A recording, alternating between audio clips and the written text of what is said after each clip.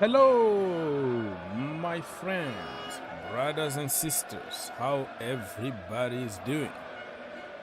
Good? Alright, so today no Premier League, so we're gonna just watch other leagues. Bundesliga, Serie A. Kalim Hassanado is coming off.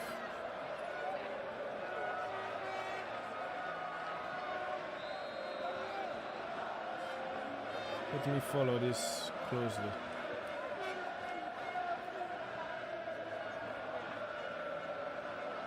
I'm watching this game here between Hertha Berlin and Bayern 04 Leverkusen.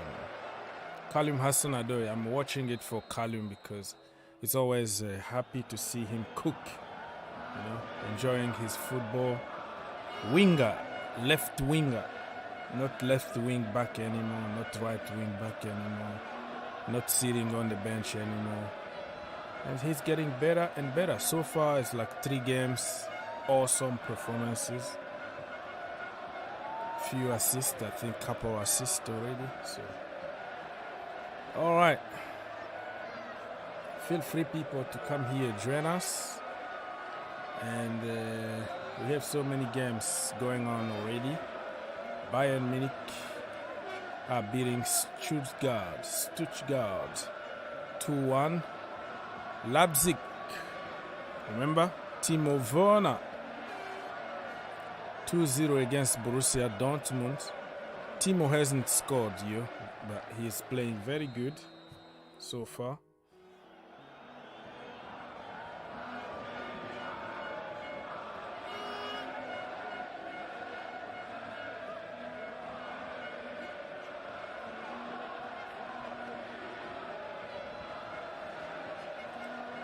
So 1-1 between Leverkusen and Hertha Berlin. Another game is coming very soon. PSG against Brest. Not the Brest in English, huh? We have our own Brest in French, who means not what you think. So, yeah, the pronunciation is the same, huh? So Brest is a name of city in France. And Cadiz against Barcelona also coming up very, very soon. So I'll be here for a little while, probably for a couple hours, just hang out, just, talking to you people. Anybody that want to come here and join us, feel free to do so.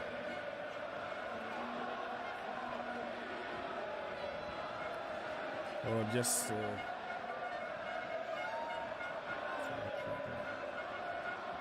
Mr. Kumar Morgan said good evening. What time it is in your location? There's nothing.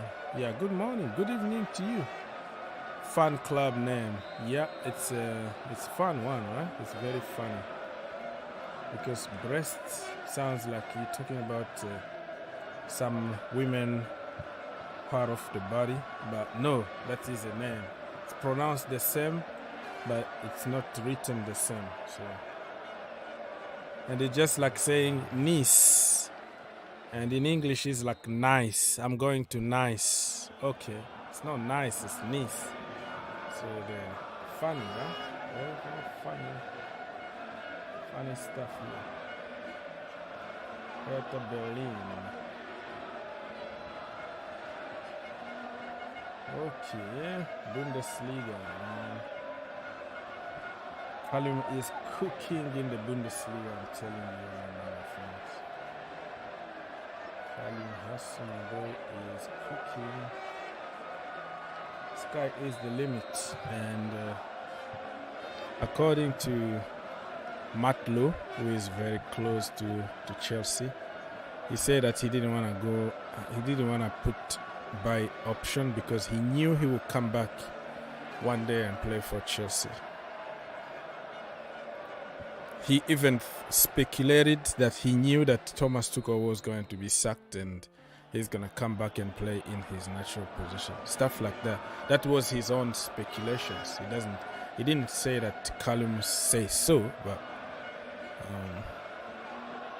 That's what he think, because he couldn't play in his natural position.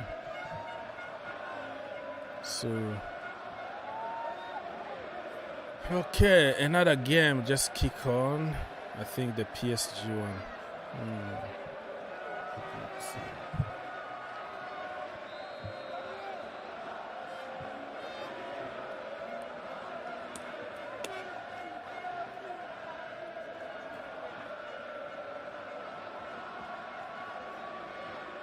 Come on, give it to Callum. Give it to Callum. Okay, Cook. Cross. No. Callum, you should have just crossed it first time, bro. Okay, now it's your turn. Beat him. Beat your man. Why are you playing sideways? Keep going. Keep beating people.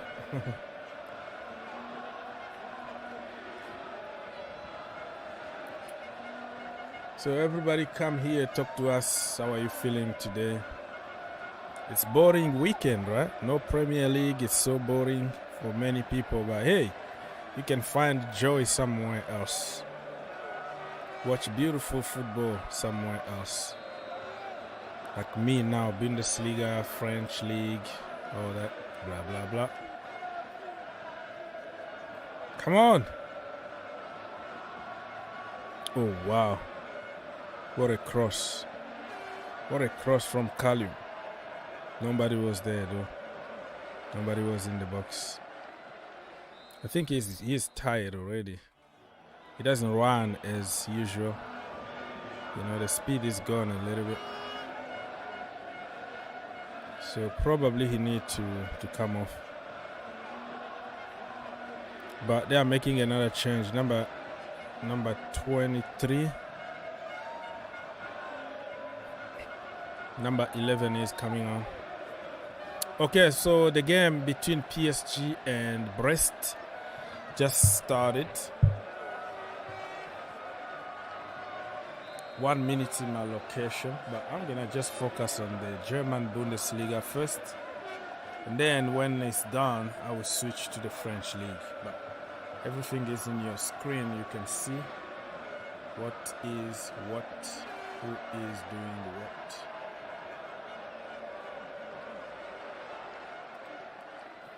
Okay, Mr. Danielson, hello. How are you doing? Good. Barcelona against Chelsea. Which team is stronger? We don't know. Chelsea are all over the place now. We don't even know what system we're gonna play. New manager, new everything. Xavi been there for month and month. I think he took over from Koeman, right? Yeah, he didn't like start the season last season. He came the right time. He had time to buy some players here and there. They had an amazing transfer window. Dembele is in another level. They have Lewandowski. So it's very difficult to compare now for Chelsea team that lost many players from the defense and now building a new defense, building everything pretty much. The manager being sacked. So I'm not gonna really compare them at the moment. Let's wait and see what's gonna happen. In the Champions League, we might meet them next year actually, because we are not in the same group. So it's going to be interesting. But if you ask me, if I have to go with my biased opinion, I would say Chelsea, of course. Even if we don't have any player, I will always say Chelsea. But honestly, I don't know. I think they are a little ahead of their development than us, because of all the reasons that I just said. Just sack the coach, new system to implement, new manager, stuff like that. But they've been there with the same manager for a month, and they went on pre-season and they're doing good. So on paper they look good, but in reality Chelsea are gonna always beat them. It's written, right? Like all over the place. Chelsea against Barcelona at some point.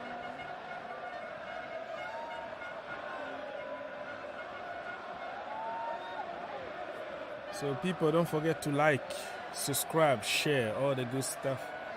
Because the more you like, the more people are going to join us to watch this with us. And we don't have to always talk about what is happening on the pitch. We can talk about football if you want.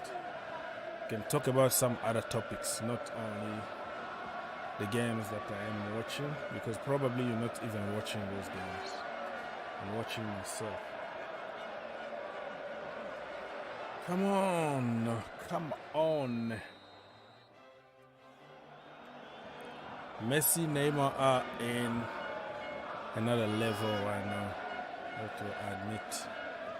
So if you wanna also follow me on social media, let's follow each other. Green Turf, boom, boom, boom, one click, and if you want, you can share also. You can share the link to your people. Share on your Twitter or Instagram or whatever. So more people can join us. The more you like, the more people are going to join us.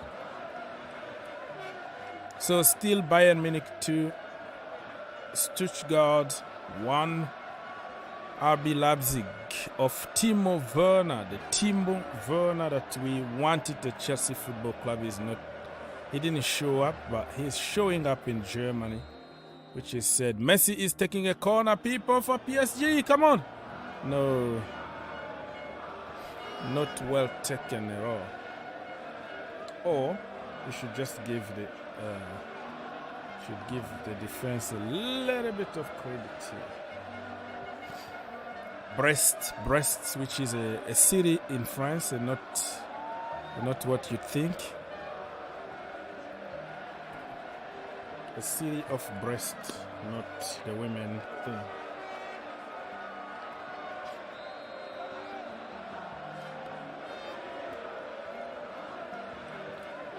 And not Boo Boo. All right. Still 1-1. Leverkusen against Hertha Berlin. Callum Hudson-Odoi is cooking, doing his thing, and I'm watching this game because of Callum. Of course, if Callum wasn't there, I was going to switch and watch Timo Werner with Leipzig. So when I'm done with the Callum game, I will switch to the French League.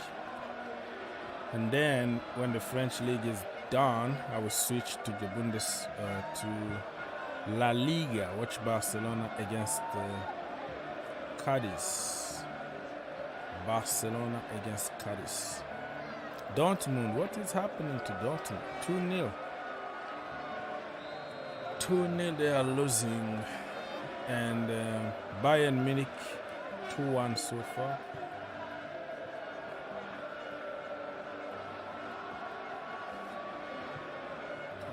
So far, 2-1 so far.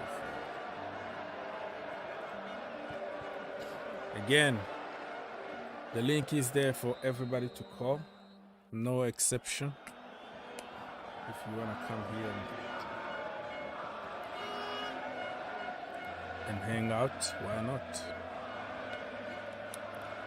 Oh my goodness, they just scored. Oh my goodness, this is the best. This is the funny feeling that I have right now. Hertha Berlin just scored, people, against the run-off game. I hate this feeling. I want to call him Hudson-Odoi to win this. Come on, man. It's not fair. So 2-1 to Hertha Berlin against Bayern Leverkusen.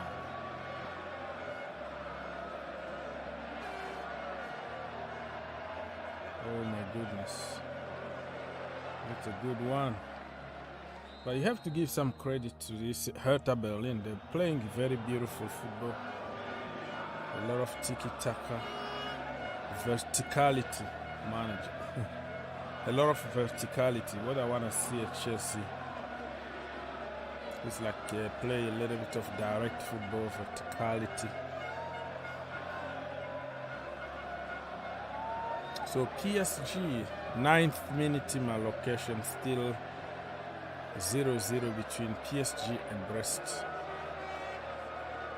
Oh my goodness.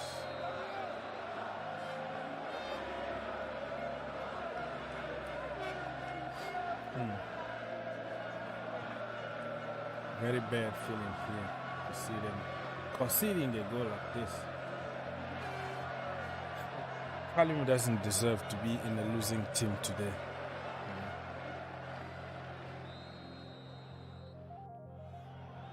Awful. Wow, what a golazo. Awful throwing. They throw in to the opposition, and the opposition took it first time volley. What a goal. First time volley. Left footed. Bam! Top bin, top corner. That is going to be one of the best goals in the Bundesliga this season for sure. So Leverkusen had a throw-in, right? They threw in directly to a player. Callum is out, people. That's what I said because he was already tired, I could tell. So Callum Hudson-Odoi is out. Number 9 is coming in. What's his name?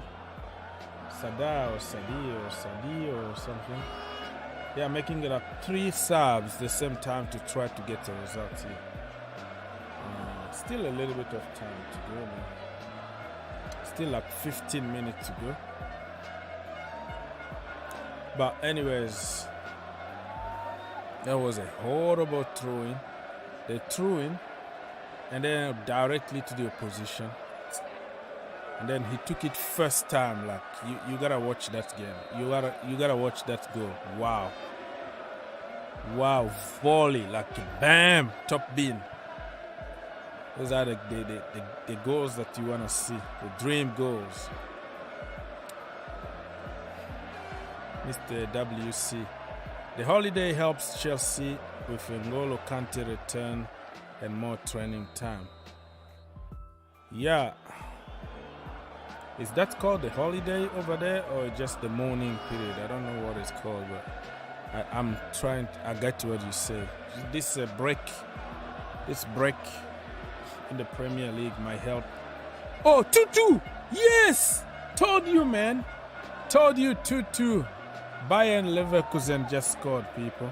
They are like, get out of here, 2-2. So the manager made some changes, immediately paid off. 2-2. Get in!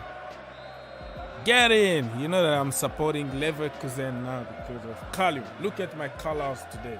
I know this is a Milan shirt, but Leverkusen also wear like black and red. So.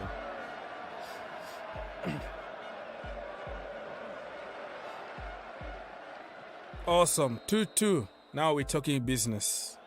We're talking business right now. Oh wow, yeah, I feel better. Now let's go for the win. Let's go for the Dracula. Let's kill it. Okay? Let's go for the Dracula. Still 10 minutes to go. Still time. Push. Keep pushing.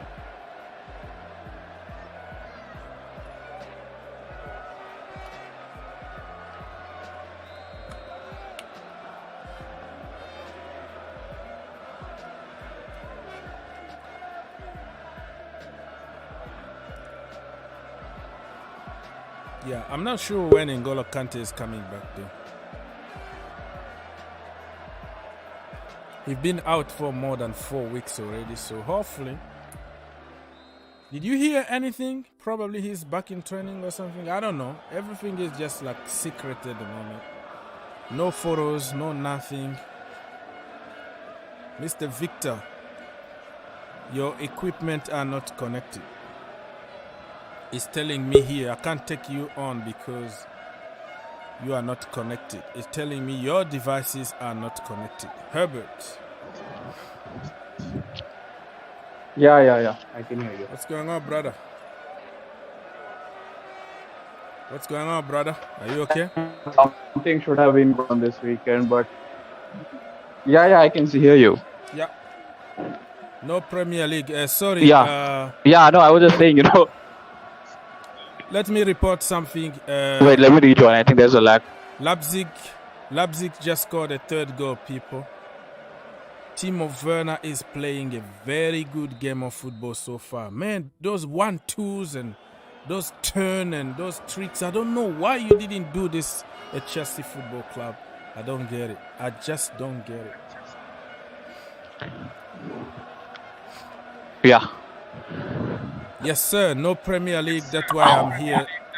You have some equals Yeah. You, so, Yeah, look, I mean, I still can't believe, all the other sports in England are going on and we are not playing any games. I don't think this has anything to do with the Queen's death. I think the Premier League teams, by the way, this is not a decision from the Premier League. It's the manager's decision. Not manager, but the representatives of each club. I think there was a meeting on the day after the funeral, after her death. And all the 20 representatives unanimously agreed that there should be this week should be postponed. So I don't think it is entirely for the Queen's memory. I think maybe the clubs are using for their they're using for their personal gains. I think that's what it is. Clubs like Liverpool, and Chelsea even, they would love this break. So not surprised. And even United, we can fast track our injuries. I mean, look, I don't know if you saw the quotes from Martial today.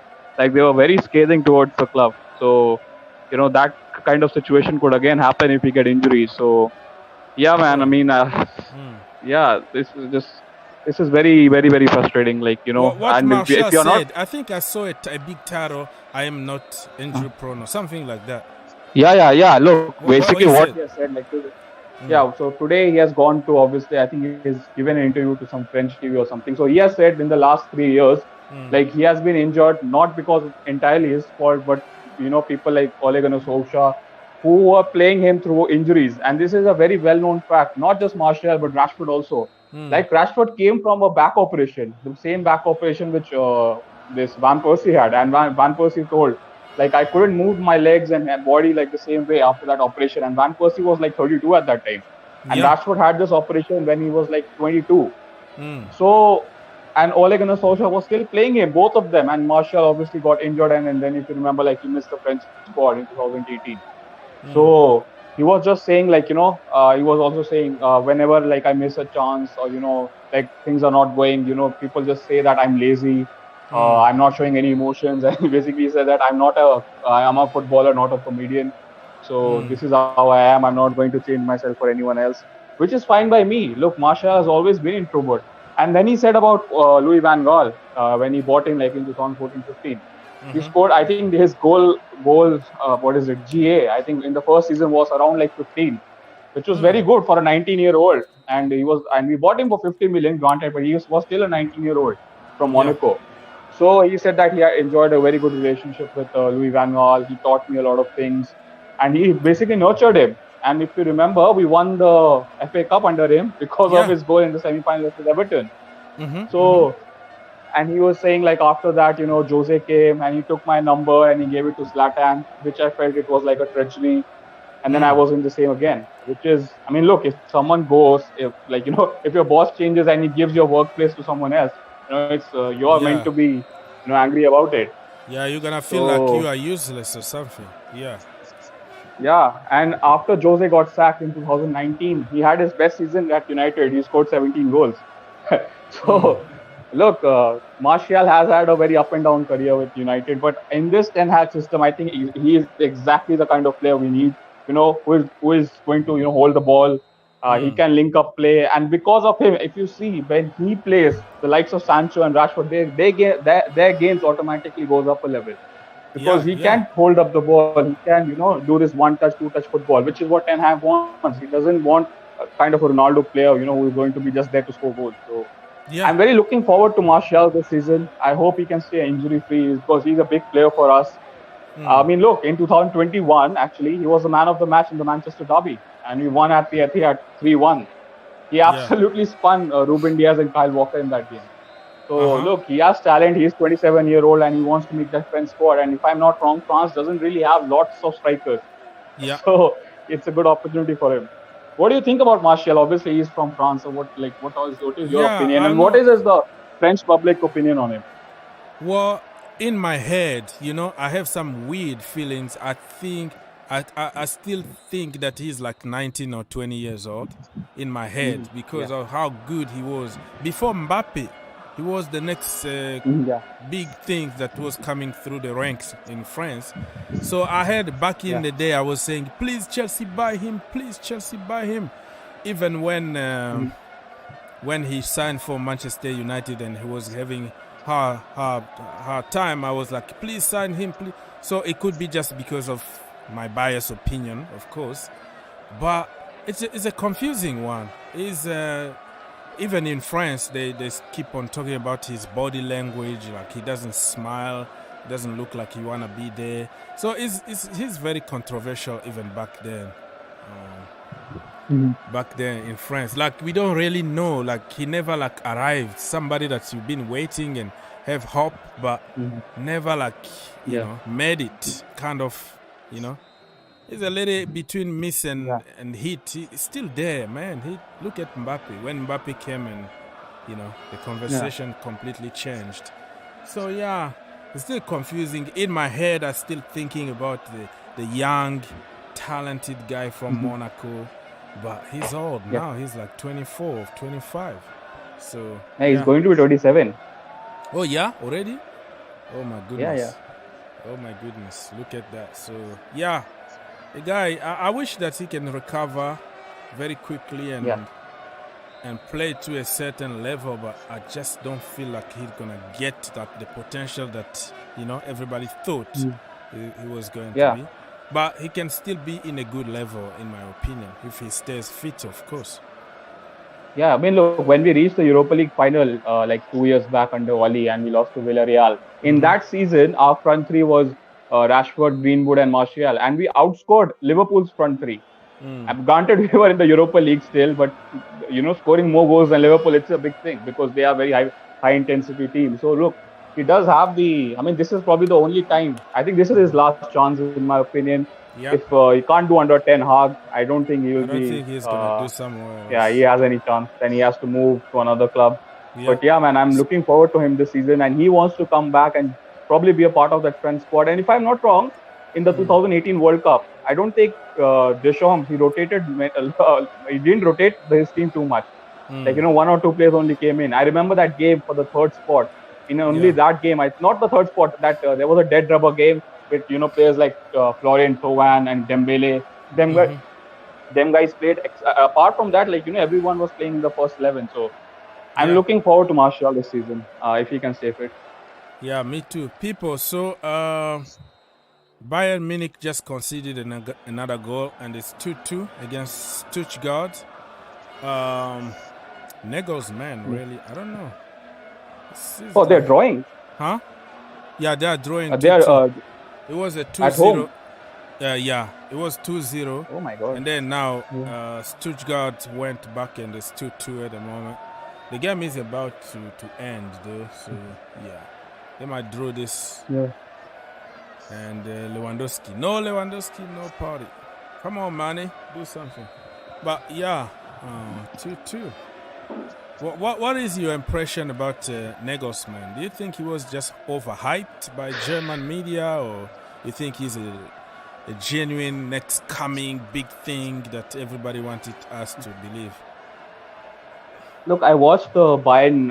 It was not All or Nothing, but it was a Bayern documentary. Like, when that guy was this Hansi Flick, when he won the quadruple for them, there was a documentary made after that season. And Nagelsmann came in the next season. So I think he has been a bit overhyped. Like, many people relate him with Klopp because he's a bit similar in the attitude and he wants to press that high counter-pressing style.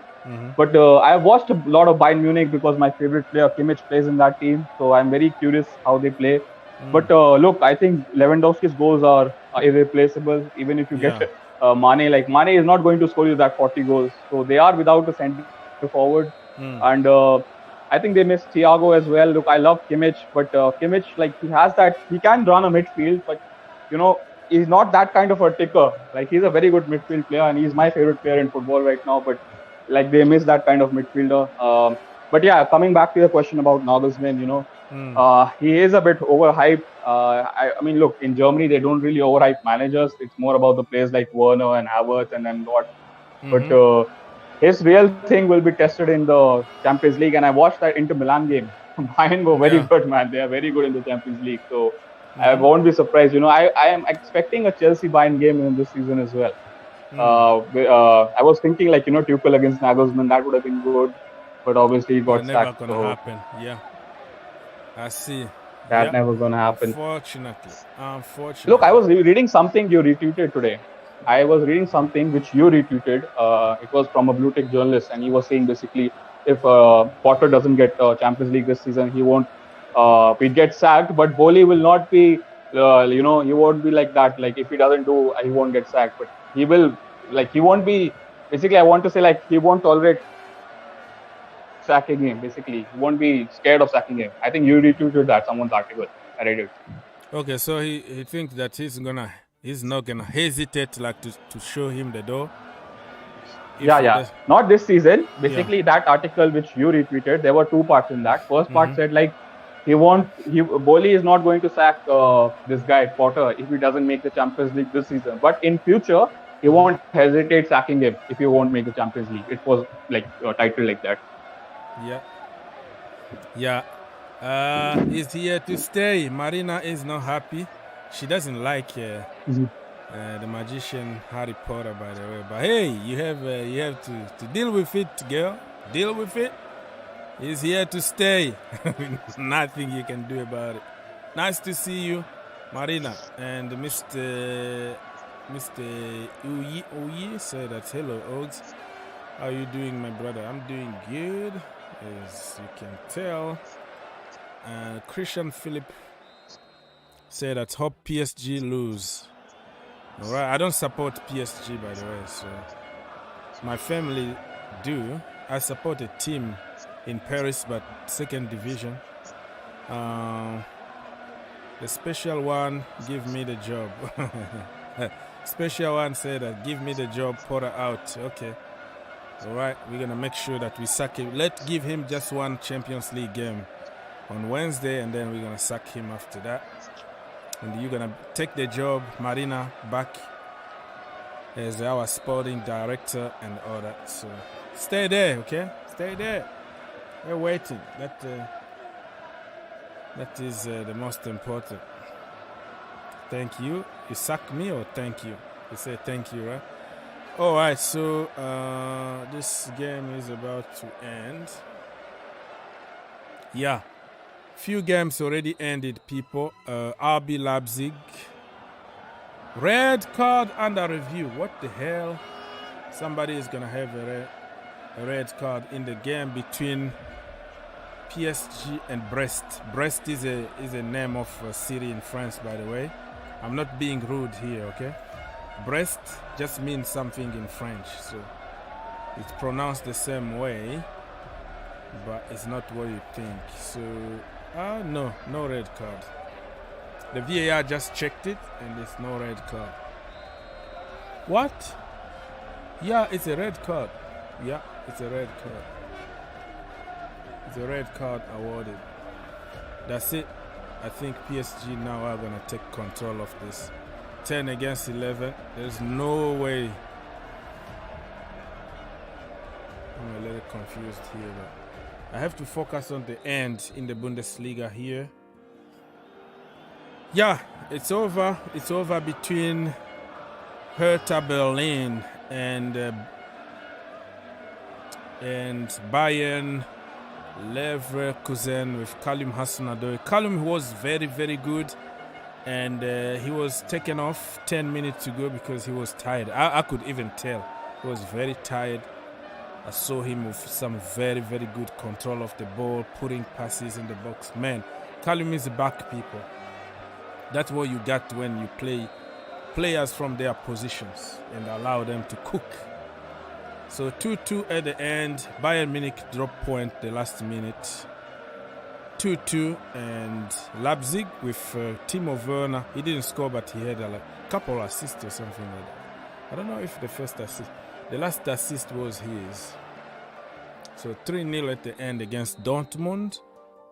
RB Leipzig 3, Dortmund 0. Now all the games that I was watching in Germany are officially over. So I'm going to focus on the French league and then waiting for... Oh, Barcelona. Yeah, Barcelona is coming up very soon. So, yeah. Barcelona coming up very soon.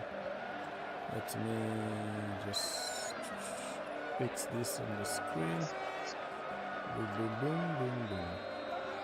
Alright, PSG. Alright. Okay. So let me switch to the French thing. Marina. Whoa! 1-0, people. PSG just scored a golazo. I knew it. I knew it was coming. 30th minute, people. 1-0 to PSG of all people. Oh my goodness me.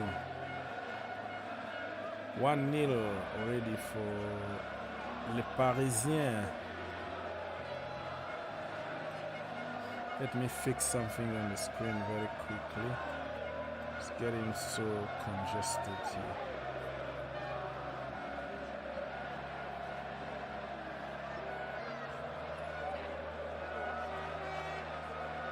Do 1-0 and this Neymar Jr.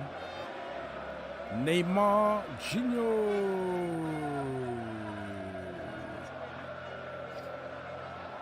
What is your name? My name is Global Fan Channel, GFC, and I'm from the Green Turf Planet. That is my country. You are searching as well? Okay. Herbert, where can I see the interview?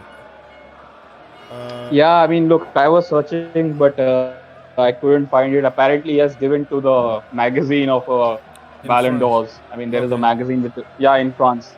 So it's not a video interview, probably a transcript, tabloids. Yeah.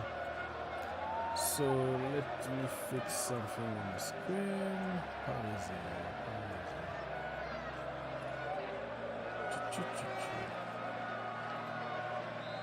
Okay. My screen is too busy at the moment. I have to fix something quickly. Sevilla,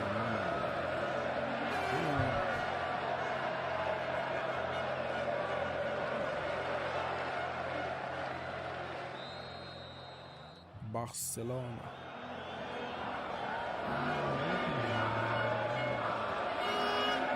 1-0 and this Neymar Jr. Neymar is having a very good season so far, people. Neymar Jr. is the genius. Genius is genius.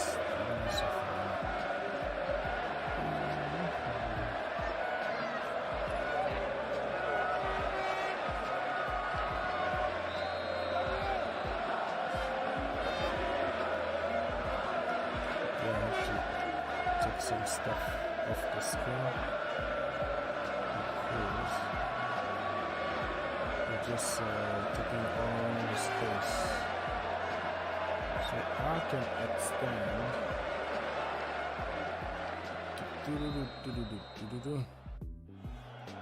Yeah, I think Timo Werner was gonna do good under Porter. It's gonna be interesting to see what system we start on Wednesday at the bridge. But I think he's gonna do good. He was gonna do good. Even Lukaku, some people saying that he's gonna come back. I don't think so. The damage is done. The damage was long done between him and Chelsea fans, not only with the manager. I mean, he didn't say anything wrong, really, if you look at it closely. The only wrong thing that he said is he attacked Chelsea as a club and the fans. But if he kept it just between him and the manager, I think many people were going to understand. But when you say that I'm going to come back to Inter and And when you leave Inter, you're supposed to go to Bayern and Real Madrid. That's where Chelsea fans were not happy. But he didn't really do anything wrong. He just exposed what was going to what was happening behind closed doors. He just exposed it. So. I mean, Lukaku, man, he's just like, he's another Ronaldo, man. Lukaku, like, he has complete self-awareness. I mean, when I heard, like, he was saying, you know, I should be playing for a Bayern or a Madrid or a Barca. I mean, for first instance, you're not better than Lewandowski or Benzema. I don't think you, even at your best, like, you know, I mean, he scored all these goals and I'm the top scorer for Belgium. I mean, I don't think anyone can name 5 strikers from Belgium in the last 20 years. So it's not a big achievement like you scored for Belgium in their golden generation with De Bruyne and Hazard and all them lot. But I think Chelsea fans should draw a line on the Lukaku chapter, since he said, like, remember when he went back to Inter and he's saying, like, I'm back home. And then when he came to Chelsea, he said, this is where I have unfinished business. I mean, this guy, man, like, complete lack of self-awareness. At least Ronaldo is good. Like, you know, at his best, like, he's like one of the goats of the game. But Lukaku, man, like, he speaks as if, you know, I mean, you have to use a WWE term, like, he's like a jobber, but he speaks like a champion. Like, he should not be mentioned in that kind of competition. Yeah, Lukaku created so much issues for himself. Nobody to blame but himself. Mr. Special One asked me what team you support. So, do you know I support Chelsea Football Club? Of course I support Chelsea. But I love football in general. I watch football. I like to see other games so I can learn more about football instead of just Chelsea. Chelsea Football Club, people.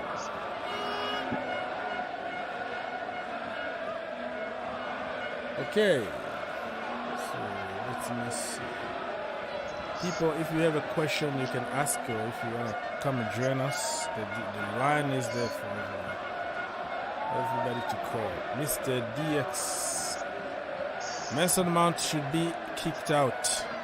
Okay, I'm going to make sure that I make a call tonight and tell Bowley and tell Graham Porter and so they can kick him out.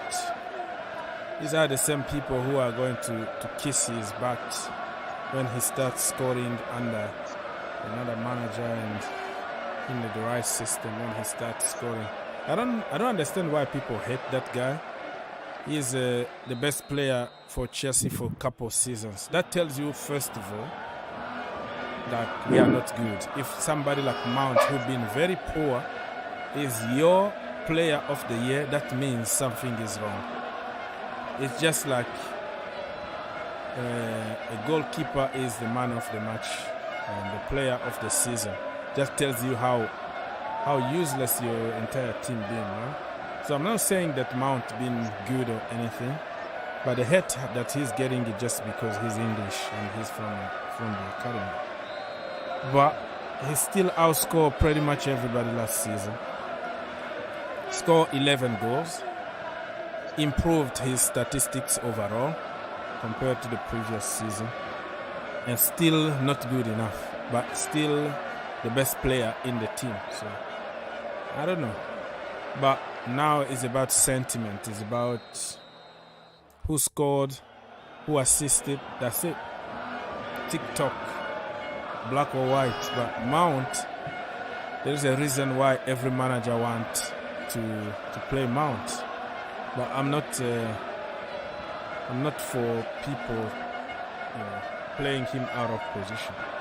That's the problem. So everybody deserves a second chance. A second chance. Everybody's gonna have a new start under a new manager.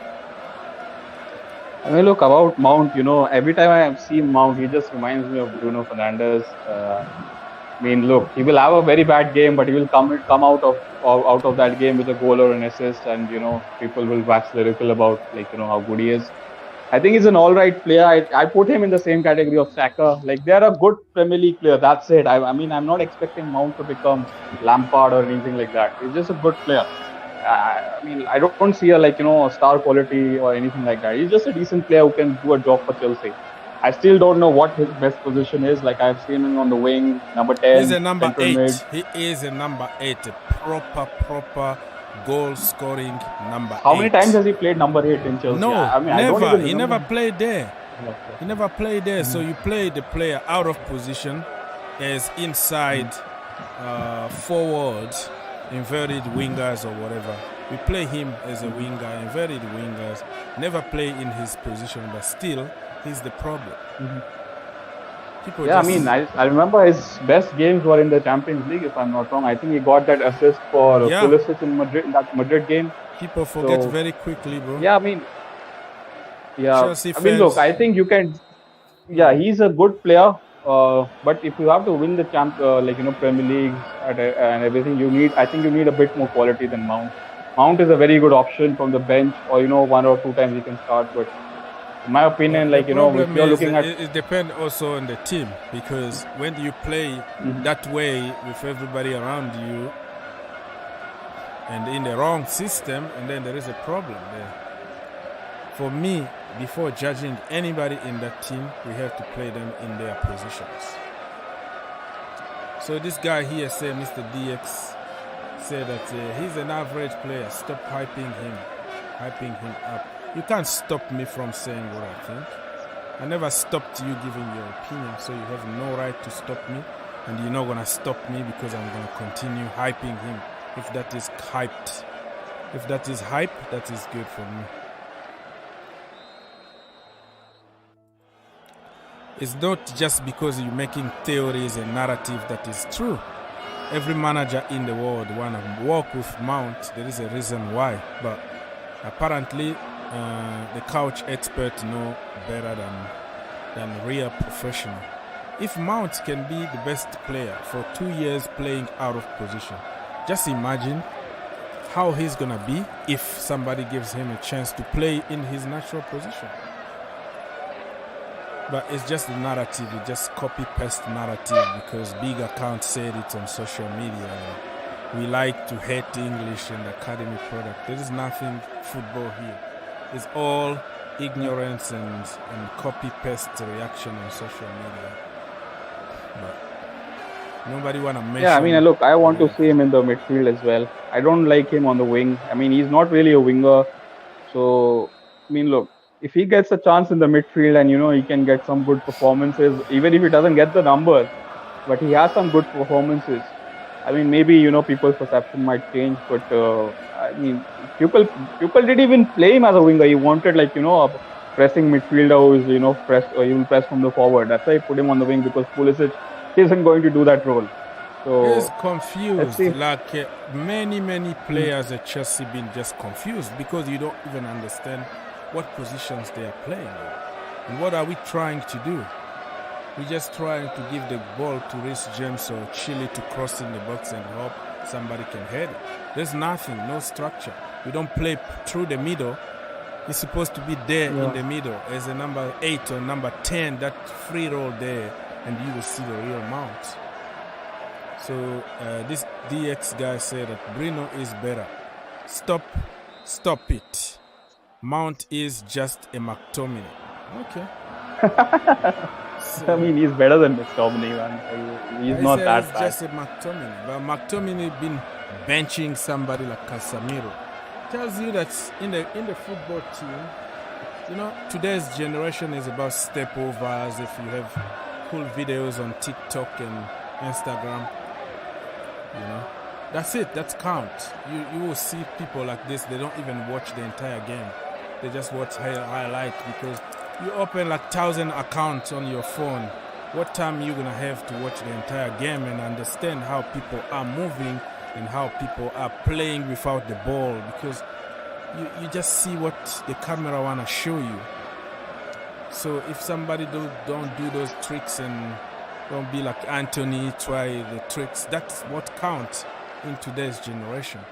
Like the real football, they don't watch it anymore. But they are so expert that they know everything, but they don't even watch the game. So So I see your problem is academy. So it's many of them also. It's the same. That's what I say, right? It's academy or English players that we love to hate. That's it. That tells you it has nothing to do with football. It's just hate and discriminations and tribalism, and there is nothing. For me, I would feel with all academy if they deserve. If they are better than others, no problem for me. No problem where you're coming from. My problem is who can do the job. You're not good enough, you are out. But don't come here and make story just because we hate certain nationalities or certain people. That is called discrimination, racism, and xenophobia and all that. Most of the people who hate Mount has nothing to do with football.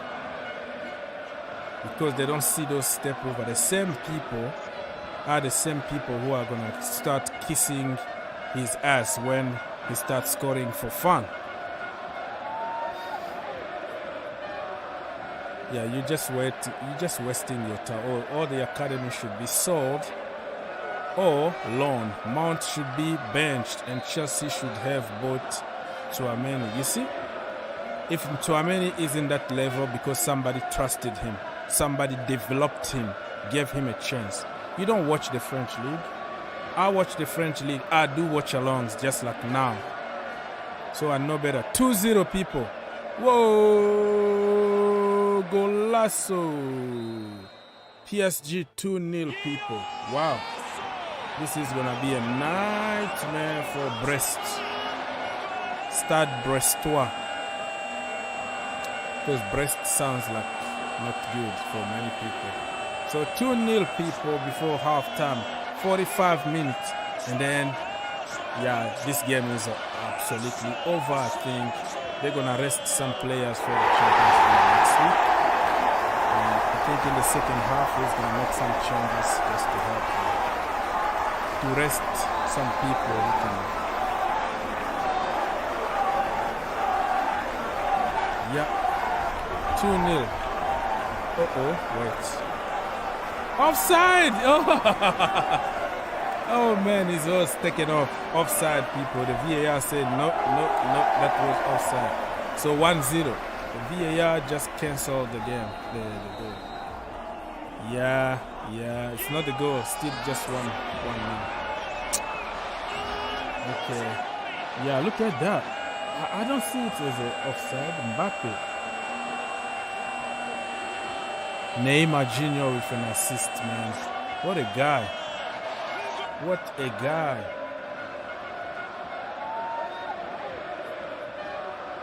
Oh, man. No, still 1-0, people. If Mount was from Monaco, in the Academy of Monaco, okay, and he was called, let's switch them, okay? Mount in Monaco and his name is Tchouameni, and Tchouameni in Chelsea from the academy, the narrative was going to change. Everybody was going to say, go get me Mount, getting Tchouameni out because he's nobody. So that's why I said all those people who hate Mount or academy product, they're just jealous and xenophobia, discrimination. They don't represent us. We foreigner, blah blah blah blah BS. Has nothing to do with football. We prefer to go and spend a lot of money on other kids instead of giving our own kid a chance. But it's not gonna happen this time, though. This time you're gonna have to leave. Go support another team where they have to buy players, because Todd Boehly is a different kind of owner. He knows the value of the academy. He knows the value of those English players. There's nothing you can do about it. You can waste your time commenting, insulting, but it's not going to change any damn thing. 45 minutes, it's half-time. Half-time, 1-0 for PSG. Paris Saint-Germain.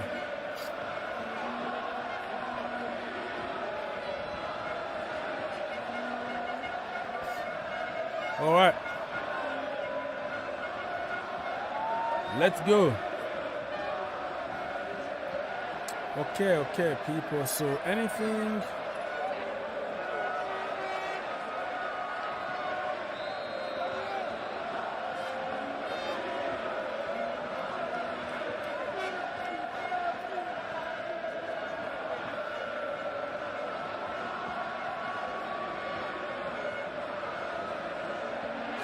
All right, let's go. Anything in the Chelsea community or other communities? I don't know. Let me double check. We have a new king. A new king is going to be very, very difficult for people to even understand that we have a king in England and not a queen anymore. Queen been there forever. I think many people are going to make mistakes by calling him queen instead of king. You know what I mean? Because we are all used to the queen. Yeah, Chelsea are not updating anything at the moment. Only few pictures that people linked. One picture of Graham Potter when he signed his contract, but other than that, there's nothing. All right, let's go. Yeah, nothing really. It's just so quiet today.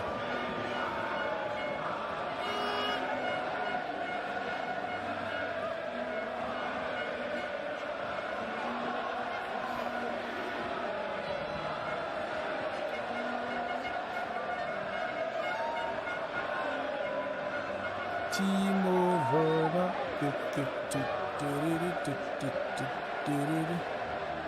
Timo Werner is trending. Look at him. Happy, scoring goals for fun. Timo Werner.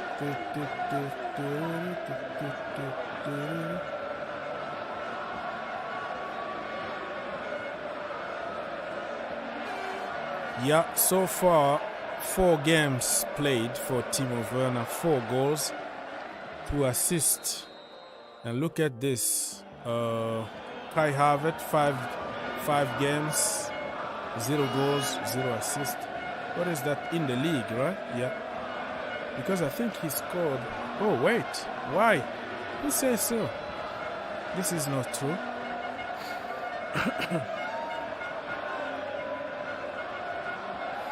No. This is not true. He scored. He scored against West Ham. Why people are putting fake statistics? No. This is not true. I think he scored against West Ham.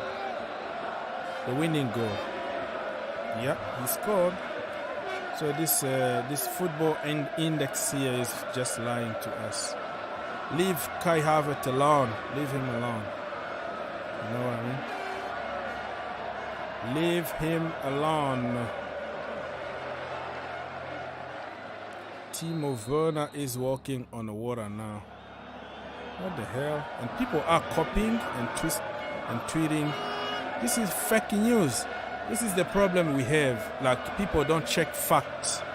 You can come up with some stupid number there, put just to hype somebody or just to destroy somebody. People just copy paste. They don't even check fact.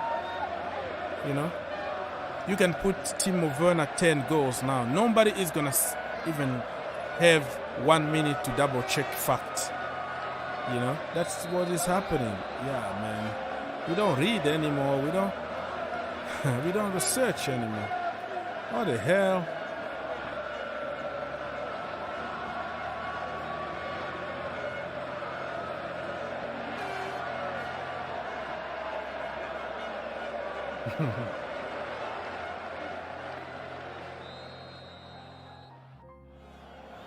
Okay. Half time, people. We're waiting 10 more minutes to go.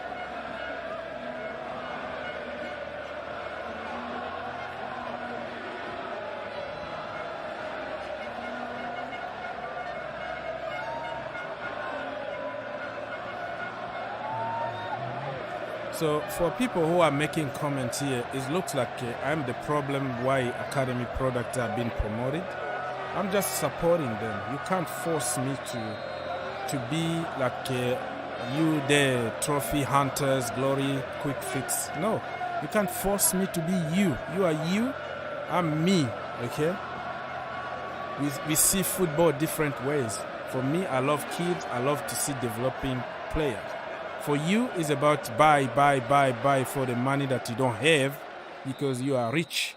In your dreams, you think that money is unlimited and you're going to find money and everybody from another country is good and English or academy product up. That is the way you see football. So you can't force me to just say yes because I'm not a yes man, okay? I don't kiss people asses. No, I tell the truth, you like it or not. So some people acting like if I was the problem. No, I have a choice. You like red, I like blue. That is life. We just respect each other. I'm not responsible. I'm not a Cobham. So if a manager is choosing them, it has nothing to do with me. I just support him because he's supporting what I believe in. Just like you would have supported other managers that will just get rid of everybody, sell really game. I think you were on the moon when you saw Billy Gilmour sold, Ampadu kicked out, such and such kicked out, eliminate all the academy, force people out. Nah, that is you. That's the way you see football. For me, I see football in another way. So you can't blame me for supporting the people that I believe in because it's democracy. I don't know if in your country people have no right to talk or don't have right to choose. But in my country, people choose, okay? People have the freedom to say no or yes. So, give me freedom. That's the way you see it, but it's going to be a long journey for you from now on because something else is happening at Chelsea Football Club and all those kids are going to be given a chance. And it's going to be a long way. We're going to have to lose a lot of games probably and struggle before it get better, but for trophy hunter quick fix, it's not going to be an easy ride for them, and there is nothing you can do about it. You can insult, you can attack people, you can come here, make theories, attack me for giving my opinion. It's not going to change a damn thing. That is a waste of time, you know. And I wish I have some connection there that I can influence some transfer dealings and some lineups and stuff like that. I wish I had any kind of influence on that. Yeah, you are loving it. It's good. Yeah. Congratulations. That is the way you see football. I never condemn you. I never attacked you. That is the way you see it.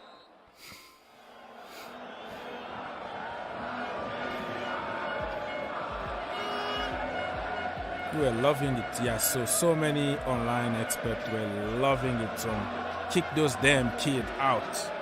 We don't want to see them, blah, blah, blah. And you will see people who insult other kids are themselves kids. Like, brother, the day that you're going to finish college, okay, you go look for a job and you see how people treat you because you don't have experience, you are such and such a people start treating you badly, you will see that is not fair. It's not just because you are kids that you are bad.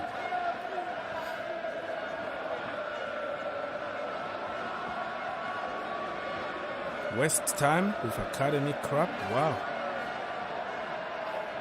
And then you're gonna have to take a break.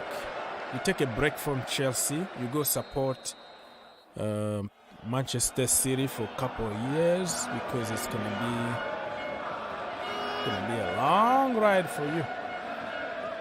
That's why I said it has nothing to do with football. It has something to do with discriminations. Because the same players, if they were coming from AC Milan or whatever, if Harvey Vale, for example, was from AC Milan and his name was Leao, okay, he didn't sound English, the same guy, the same expert here, we're going to say, oh, get him, pay whatever it takes. We don't have to waste money. We don't have to waste time. Just spend money. We are Chelsea. We buy people. We buy success. All right. Abramovic is not there anymore. A limited funds from Abramovic was helping us. Now you have a budget. Okay? So the budget means you have to be smart. So you can attack people, you can insult, you can do whatever you want. It's not gonna change anything. And when you call all the academy crap, those are the same people that called Mo Salah crap, De Bruyne crap, and then today, why did we sell them? Tammy Abraham crap, blah blah, let's go for Timo Werner, he's the missing piece, blah blah blah, bring Lukaku, Big Rom, he's gonna destroy. Tammy Abraham, Tammy, his goals don't count, blah blah blah, BS. Look what happened. The same people turn against Timo Werner and against Lukaku. Oh, I never wanted him. I wanted Haaland. Oh, stop lying. Stop it. You were the guy who were giving me hard time here. Oh, go on with your academy lovers and whatever. We have Big Rom. We're going to win the league. Timo Werner. Look how many goals he scored in Germany. Like the same one lying and flip-flopping now. Oh, I never wanted him. Oh, stop it. Stop lying. Tell the truth. We know you. We have you on the record. Stop lying.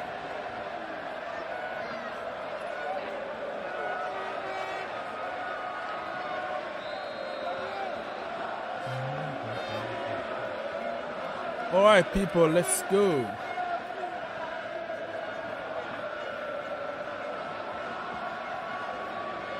Don't forget to like, even if you hate me because I love the academy. But you are watching me anyways, so you just like, okay? Just push that like button. Because I'm giving you a platform to insult me, so why not just like the stream? You know?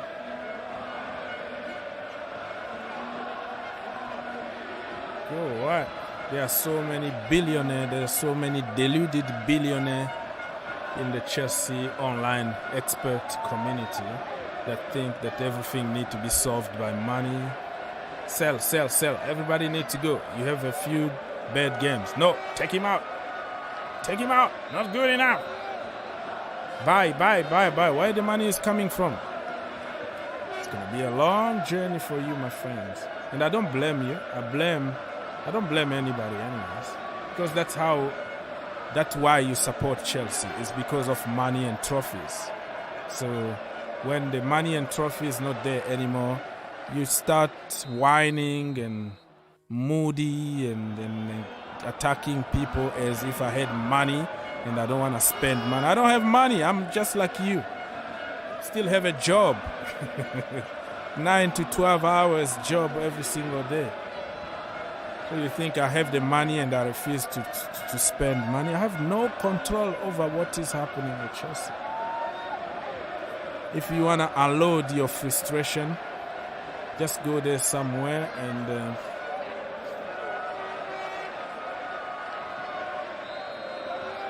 yeah, you're talking about the academy crap, blah, blah, blah, blah, where you're not celebrating. Listen, it was a process for Chelsea to get in the Champions League, but the process doesn't count for you guys, for you expert online, okay? Those kids qualified us to the Champions League to begin with. We had a transfer ban. The transfer ban, we couldn't buy anybody, but those kids helped us qualify for the Champions League. That is first of all. Nobody wanted to sign for Chelsea. Mauricio Sarri got away. He doesn't want to be there because he doesn't have money to buy players. Frank Lampard came and trusted those kids who help us get to top 4 to qualify for the Champions League. So the Champions League is a process. For people that don't understand, they just see the end product. There is a process that you have to fight in the league, qualify for top 4, go through the group stages, and then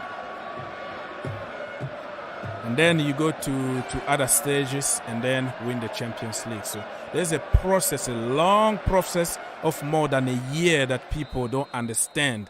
They just see, oh, we won the Champions League. Well, who won you the Champions League? Those kids that you are calling names now, Tammy Abraham,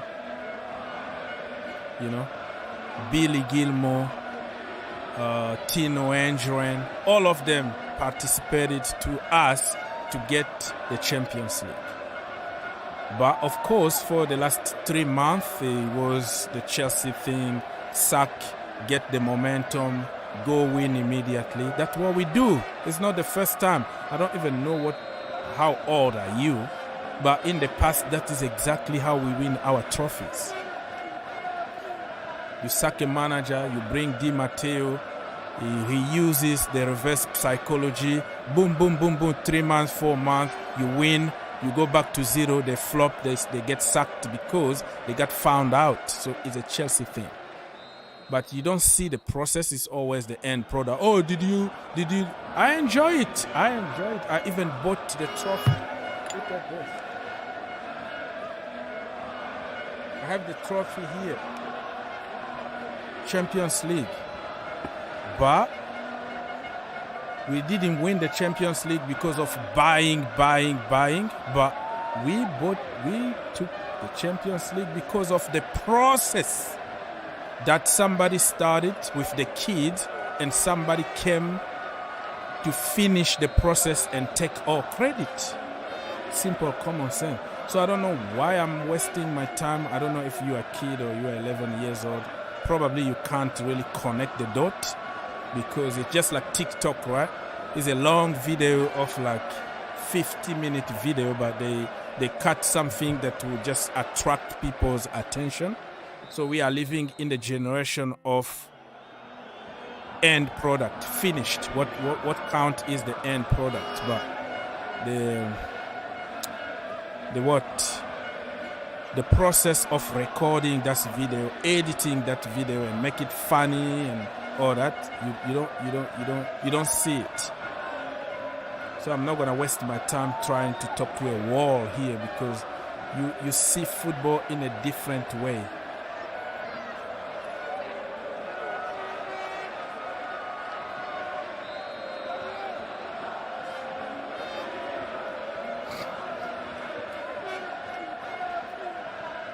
Just tells you why you're here for. Yeah.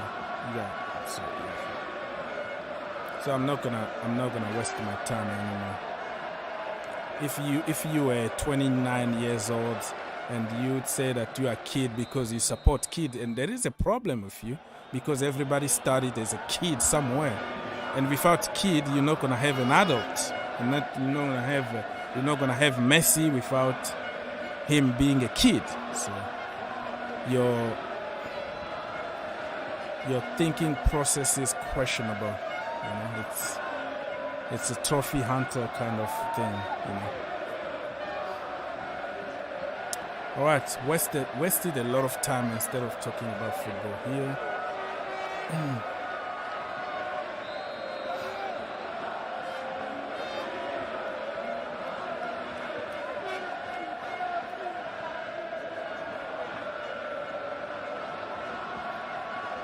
All right, people.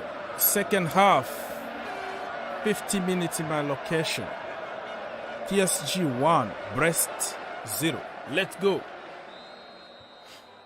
Let's go.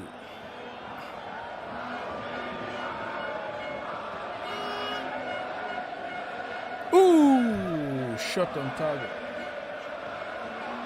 Come on.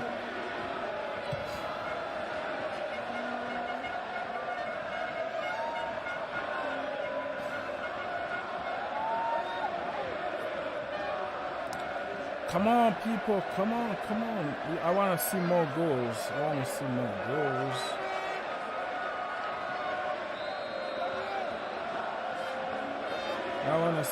goals. People, don't forget to like, subscribe, share, all the good stuff, okay? Let's do it. Yes, we can.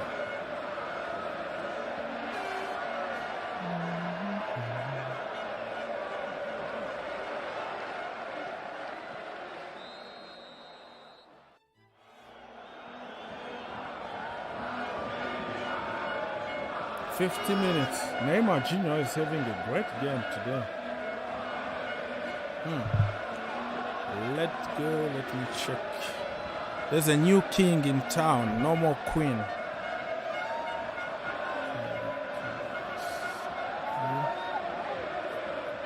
Paris Saint-Germain. Paris Saint-Germain. All right.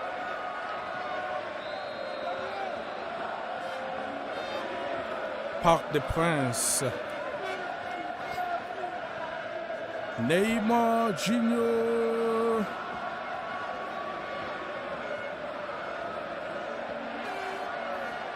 I don't think that goal was like an offside goal, in my opinion. That wasn't an offside goal. It was just close. It was so close.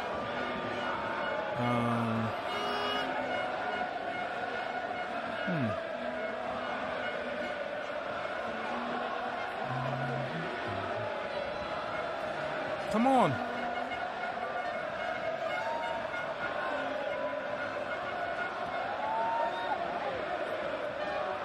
Barcelona game is coming in like 20 minutes. 20 minutes to go.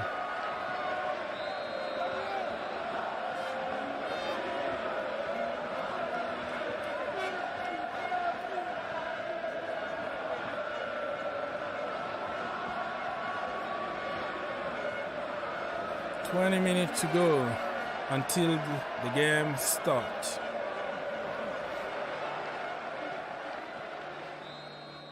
Hakimi already 50 games with PSG. Wow, that was quick.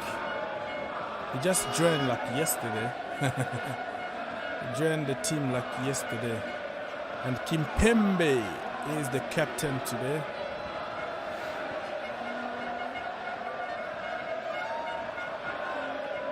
Messi, the GOAT, is there. Verratti is there.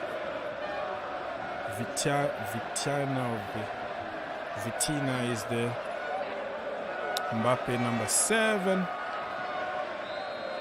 Sergio Ramos is there. Everybody is there.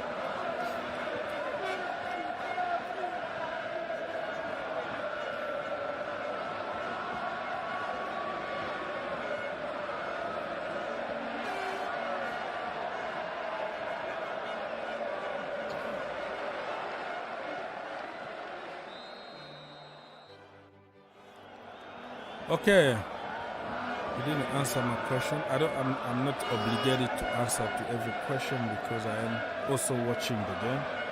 So if you can ask again, I don't know. I'm watching the game and answering to call.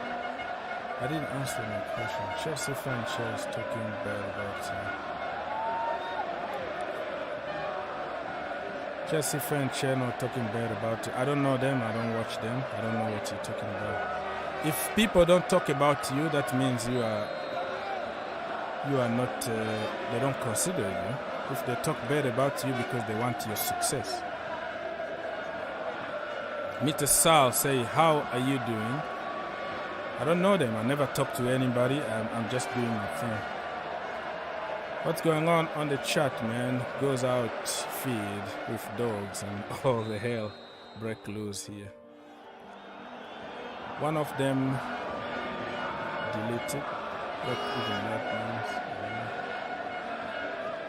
Come on, PSG need to completely destroy this Brest team.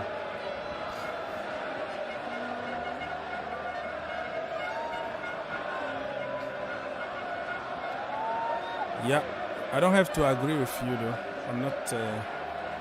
I'm not here to impose people my opinion. Because I know why we are here. We have different reasons why we support Chelsea, and many of us see football the way they see it, about trophy, win now, no process, no nothing. That is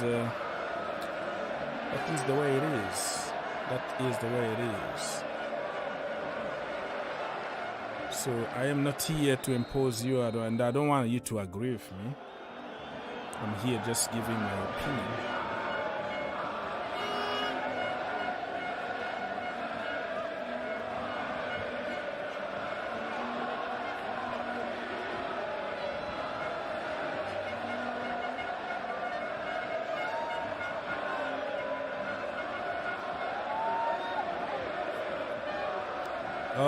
Certain channel called Monster. Yeah, that's yeah, he called me, he apologized. I mean, so many of the channels that attacked me are the channel that I helped when they were like zero.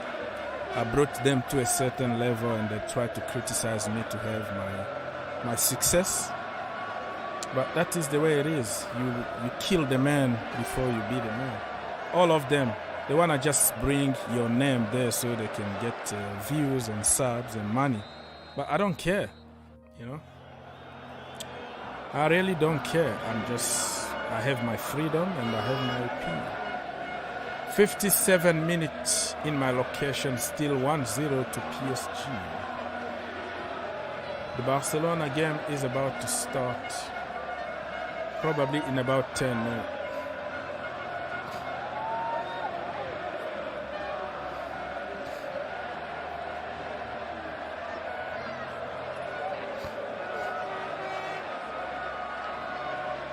Come on.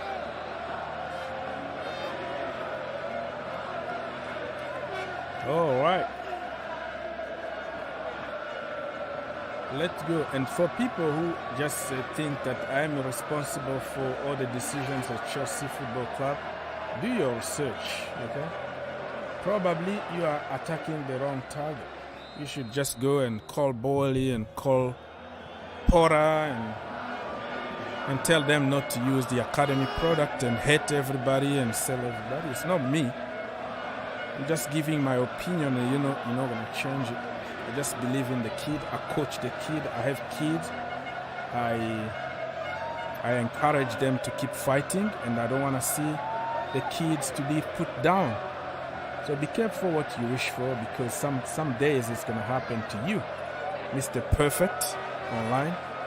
So that's the way it is.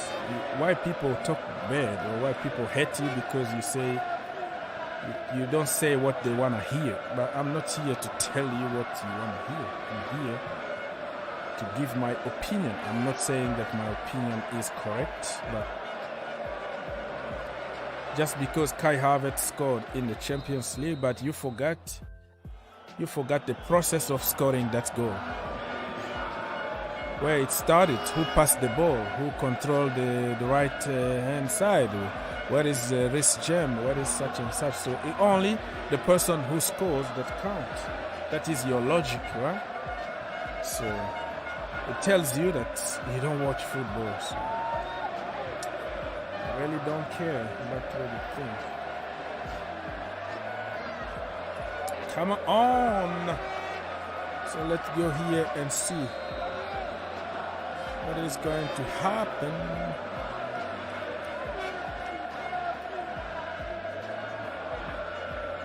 PSG are good this season. Do you think that they can win the Champions League? I don't think so. I think Chelsea are going to win it.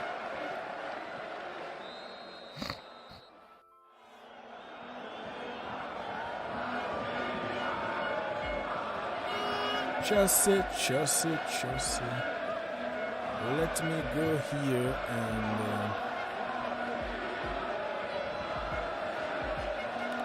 double check if there is some updates in the community while I am watching this game.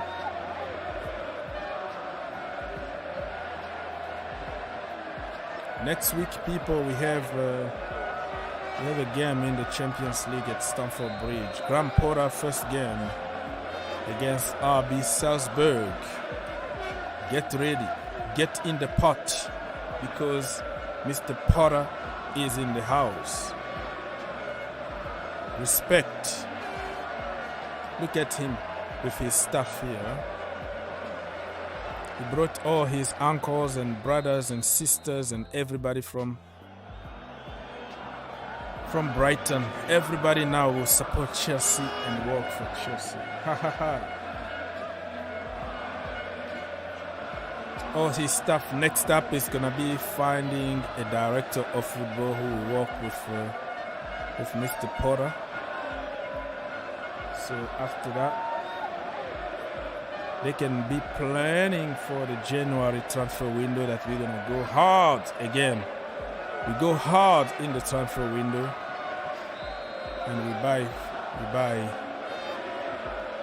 buy more players to reinforce what we already got. But before that, we have to keep fighting.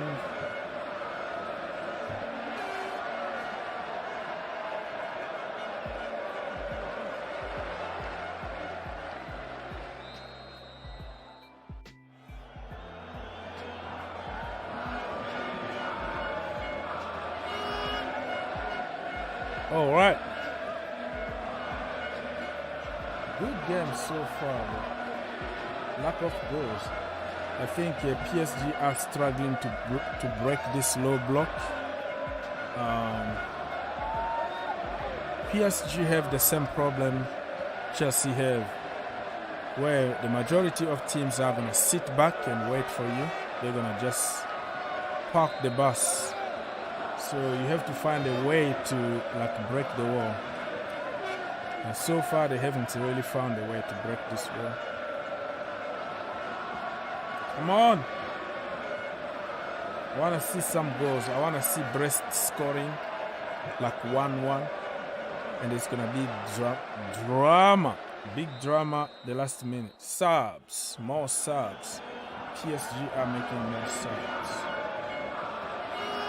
Stade Brestois.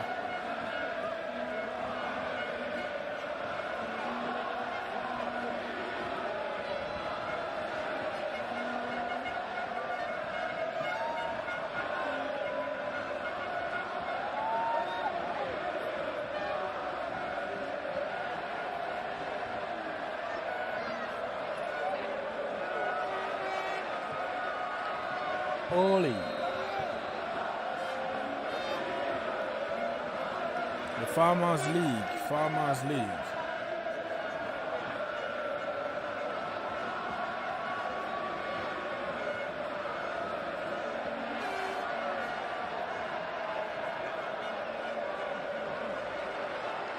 Okay, so Mr. Harry Potter is in the house here. Ram Porter first game in charge of Chelsea will be on Wednesday in the Champions League against Salzburg. Beautiful football, tiki-taka with a lot of goals. It's going to happen. Hakim Ziyech is going to be in another level.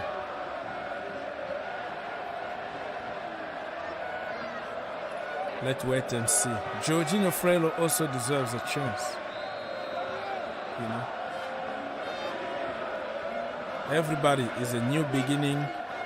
We have to give them a chance.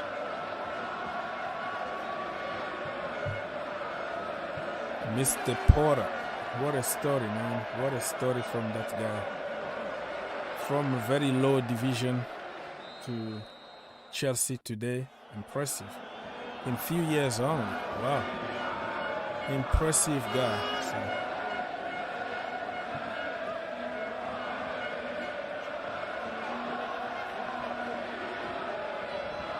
When the Queen is gonna be buried, I don't know. Next weekend or when? The funeral might need a lot of police officers to go there, so probably they're not gonna have enough people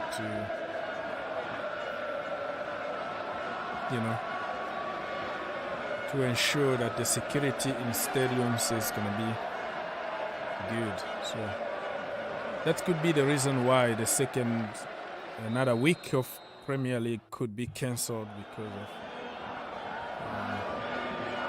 organizations and all that. You need more police officers everywhere.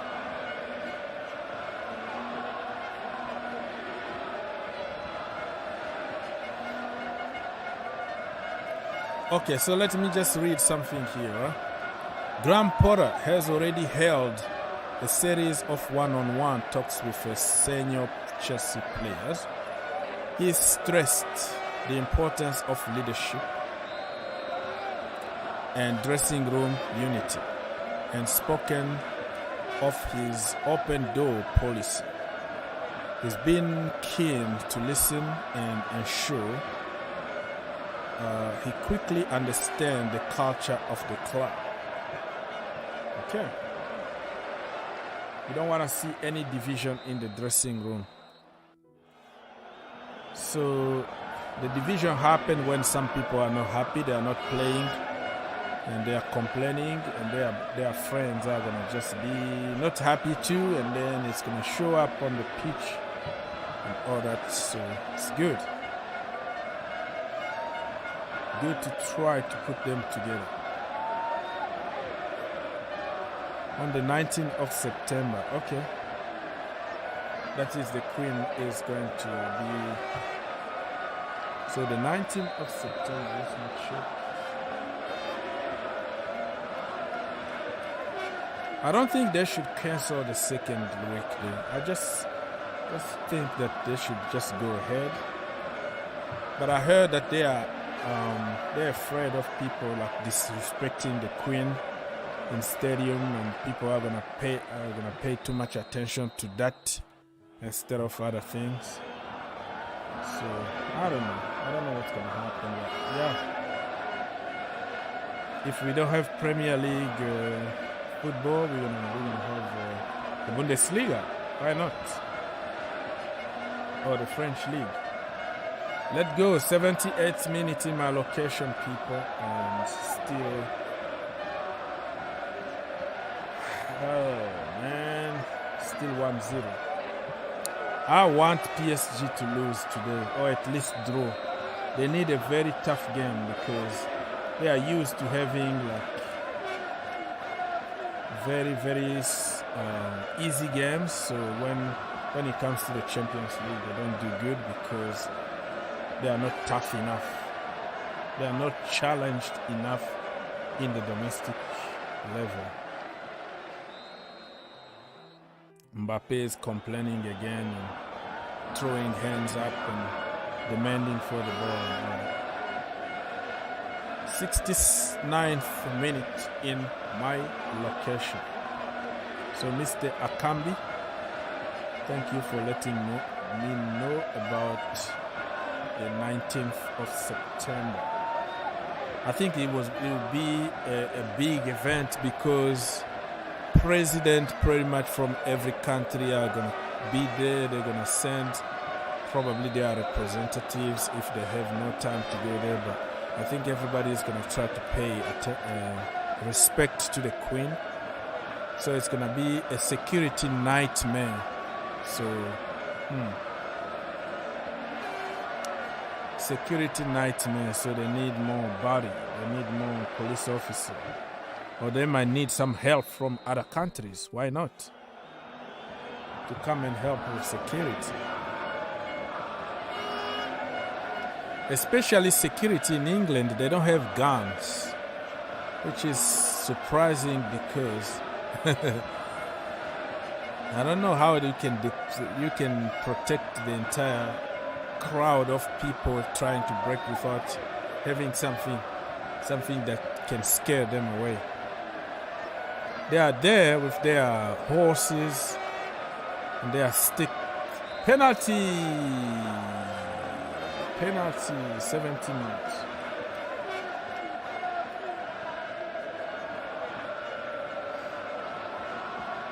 Penalty awarded. Let me see. VAR is checking. VAR is double checking. It could be a penalty here, people. I'm telling you right now, it could be a penalty. It could be a penalty awarded, yeah, for Brest. It's gonna be a 1-1. Kim Pembe, bro, what are you doing? Kim, what are you freaking doing, bro? Yeah. Wow, it's soft though. It looks like it's soft. What? No, it's soft. The VAR is not gonna give this. Oh man, it looks like it's very soft today. Yeah. It looks like it's very soft penalty, people. That penalty is soft, I have to say. But I wanted PSG to draw or to lose, so...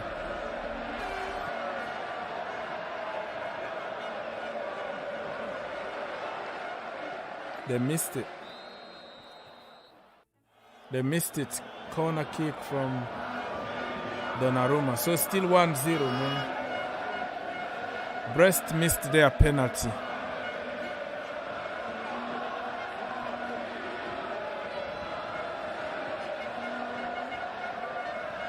They missed it, or Donnarumma saved it.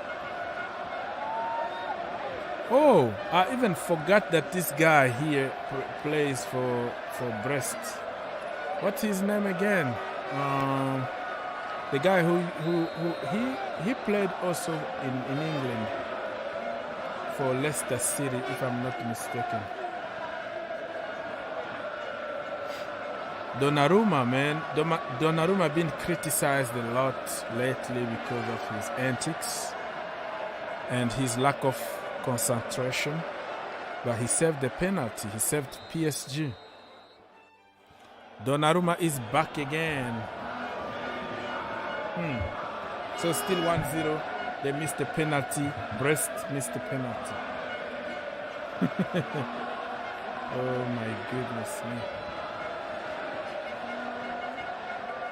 Graham Potter is already blah blah blah blah. Okay, let me just read some of your comments here, people. Hello, Mr. Chelsea Blues. Bro, I don't know how Potter will work with these toxic players. Depending on your definition of toxic. Because even you, at your work, if you are treated that way, you're not going to be happy. Okay? And people are going to call you toxic. Put yourself in certain players' places, right? I'm a winger. You are playing me as a number 9. I'm not going to give you 100%. Oh, I don't play at all. I'm always on the bench. You're not going to be happy. So, people, before we start judging other people, you have to think about it. But they are human beings like you and me. So, do to others what you would like to be done to you. Okay, so the other game just started between Cadiz and FC Barcelona. Cadiz just started 0-0, and this is the first minute in my location. Barcelona. So the game just started. Another game just started. Barcelona against Cadiz. Cadiz haven't won any game so far in La Liga. They are awful. It looks like they are going straight back to the championship or the second division or whatever it's called over there in Spain.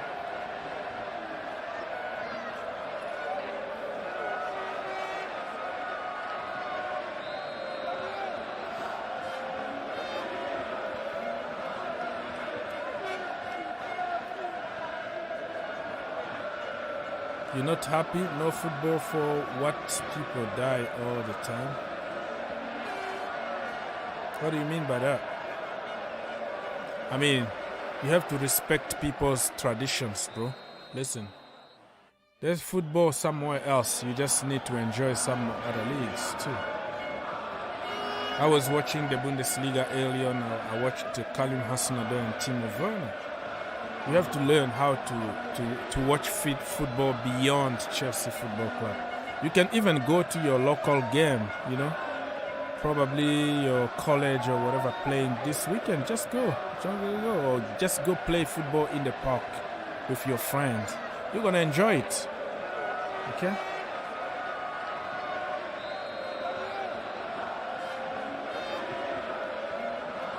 Oh my goodness, man.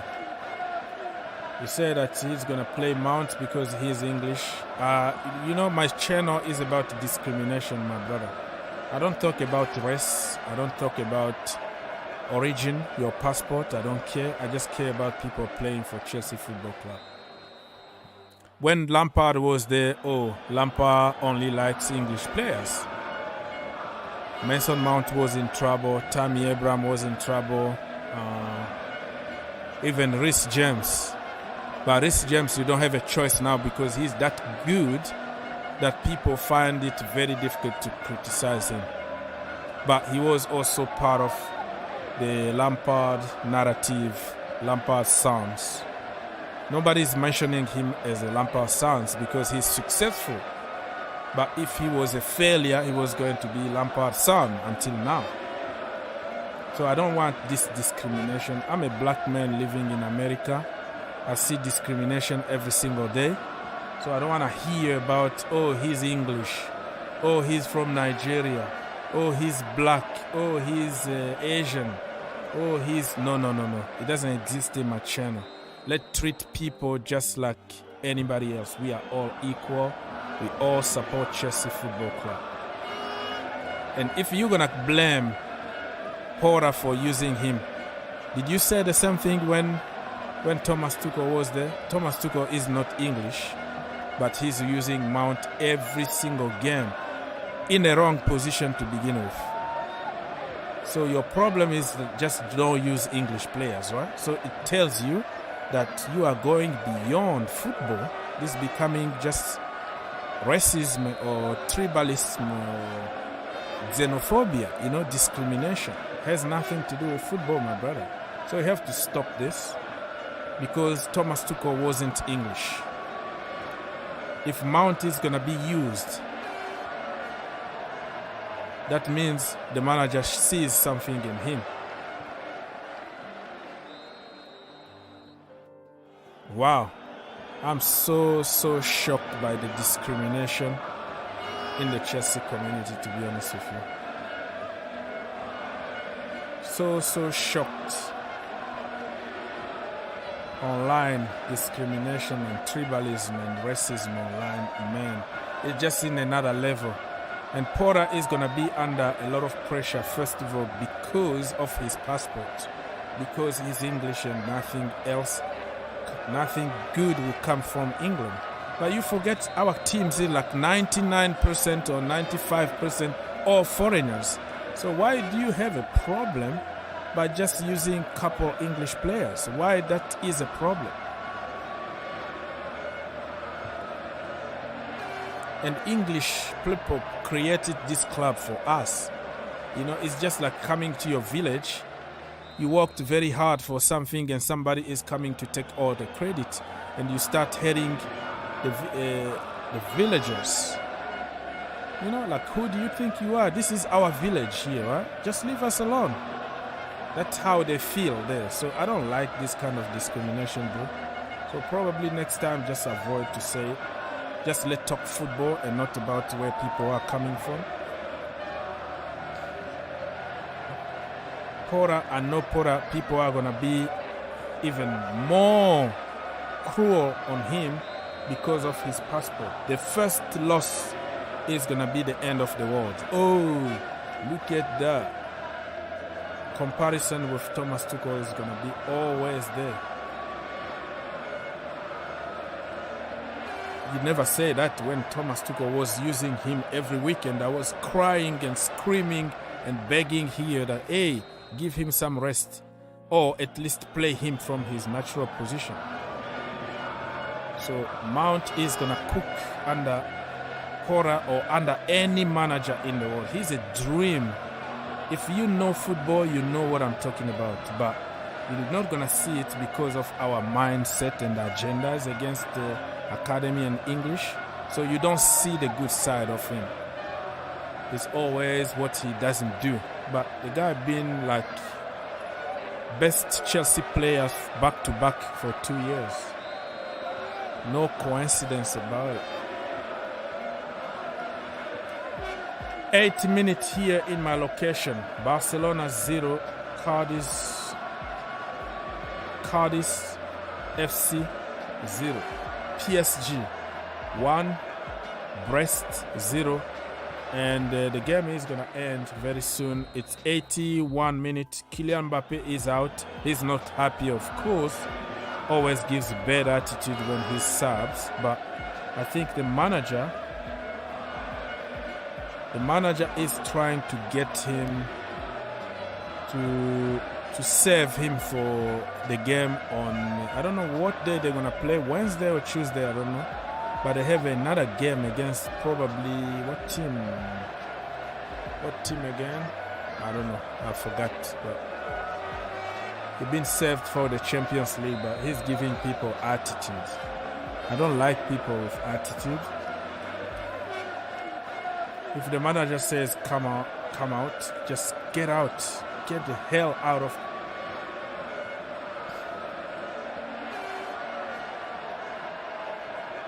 Marina is in the house. It's an English league and it's for target for the national team. English speaking English makes sense to me sometimes. But you never say that when Thomas Tuchel was there, though. Because he kept on picking English. And why that has to be a problem when it's like one or two of them? Reece James need to be there because he deserves. Reece James and Mason Mount because he deserves. There's something that manager sees in Reece James that you don't see. I see it because I analyze those games, even off the ball. You don't see the work they do off the ball. Just because somebody is not scoring goals, that is bad. And when Tammy Abraham was there, because he deserved it, he was better than Werner, he was better than Lukaku. So it makes sense that they're gonna take English players, but it's also they deserve it. Tell me, why are you gonna play somebody like Harvard at the moment? If you had an English player who can score you goals, it doesn't make sense. So it's becoming more about just because we hate English players in academy rather than, check overall. 90% of players on the pitch are not English. Why we focus on those English players?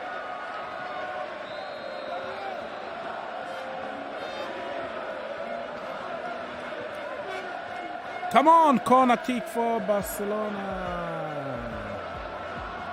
I wish Andreas Christensen can score an own goal today.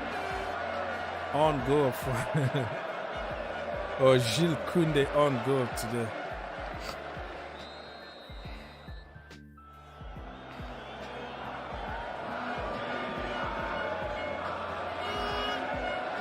PSG.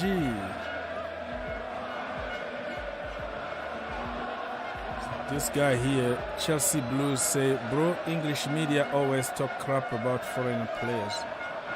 Always? I think even English players hate their own players, though. The way they hype other players and put their own national team and English players down is beyond me. That is your interpretation in order to get some, to make yourself feel good when you attack their players. It's like, okay, they attack us, we attack them. That is you trying to look for self-validation.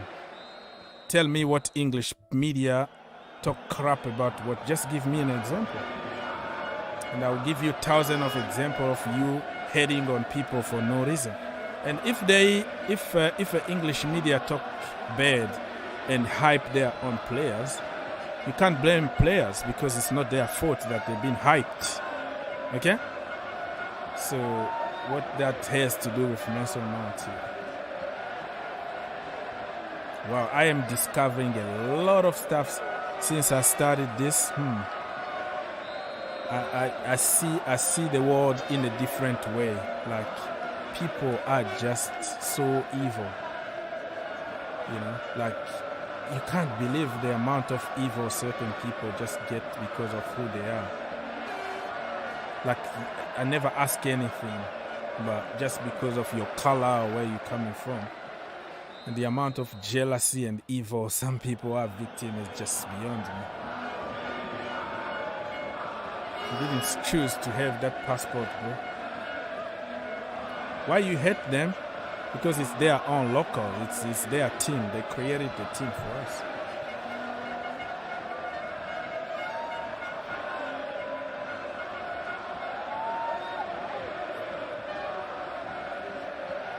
They always talked crap about Harry. They always talk crap about Pogba, but not Harry Maguire. I don't know what channels you watch, but even English players, even English media are talking crap also about Maguire, calling him names. I don't know.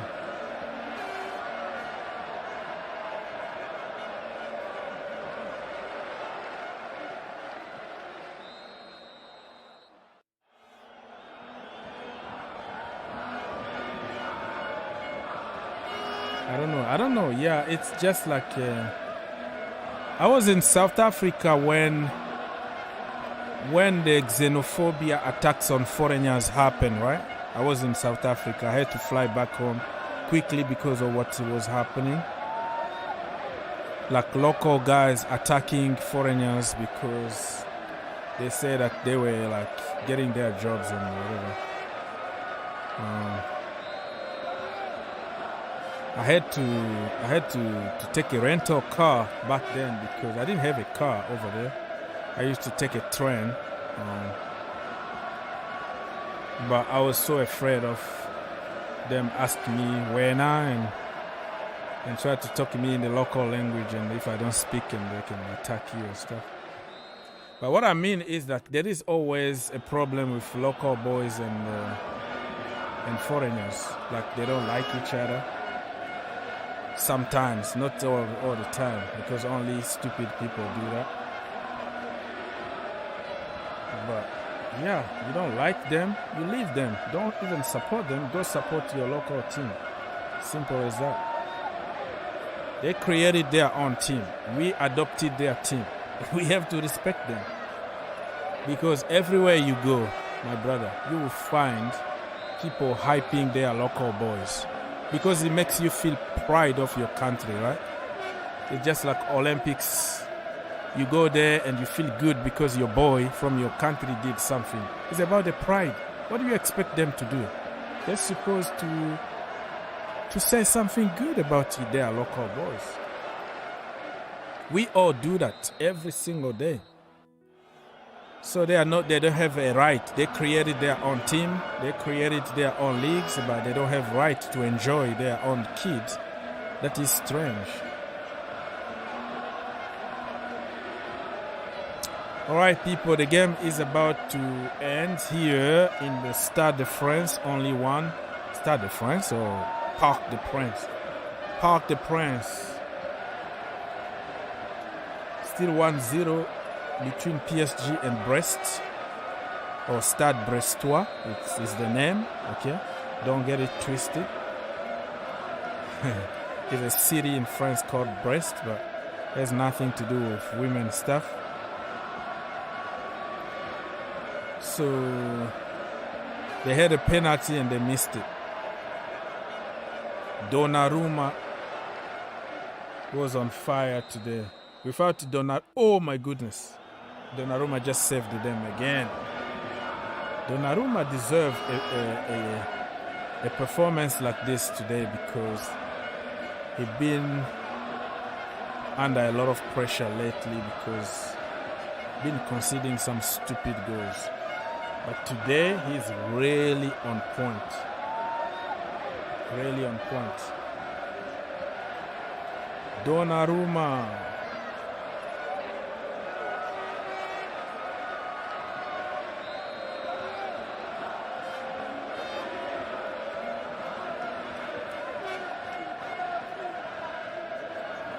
Donnarumma.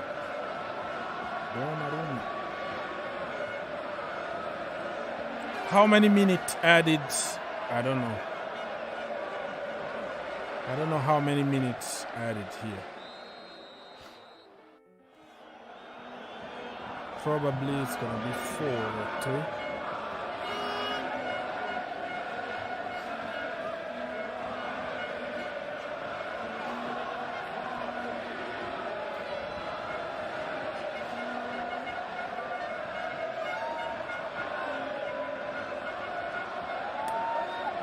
Come on. I want this to end now, but I want Brest to score.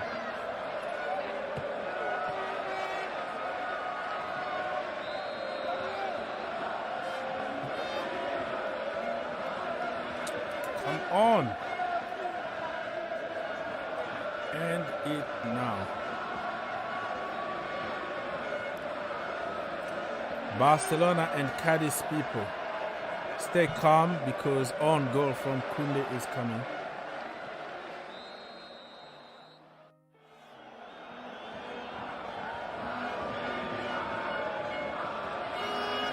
Oh my goodness. I think Kimpembe really deserves a red card. If you don't give Kimpembe a red card here, you are a freaking useless referee. He faked injury here because he knew the challenge was so bad. My goodness me. You don't give him a red card here. No red card. Flipping hell. 2 minutes to go.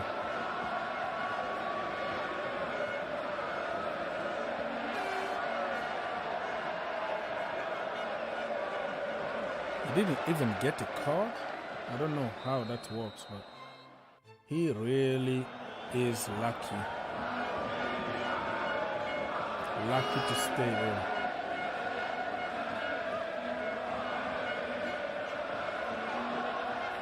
He really faked that injury just to avoid the red card. I am sure he just faked it.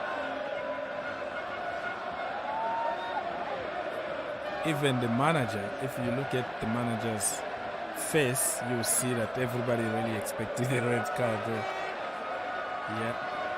But it's PSG, so they want to give them advantage, of course.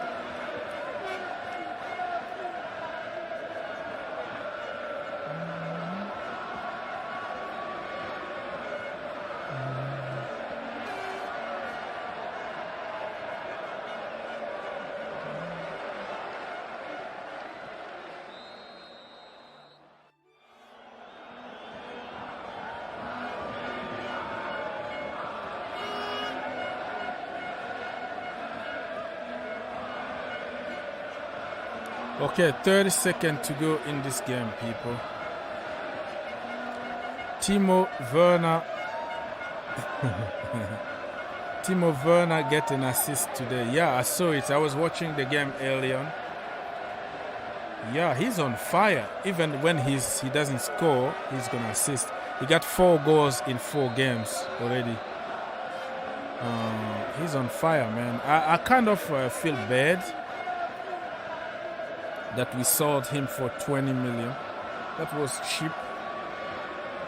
And I believe that under Porter, he was going to do good. Because we're going to play more direct. We're going to play through the middle.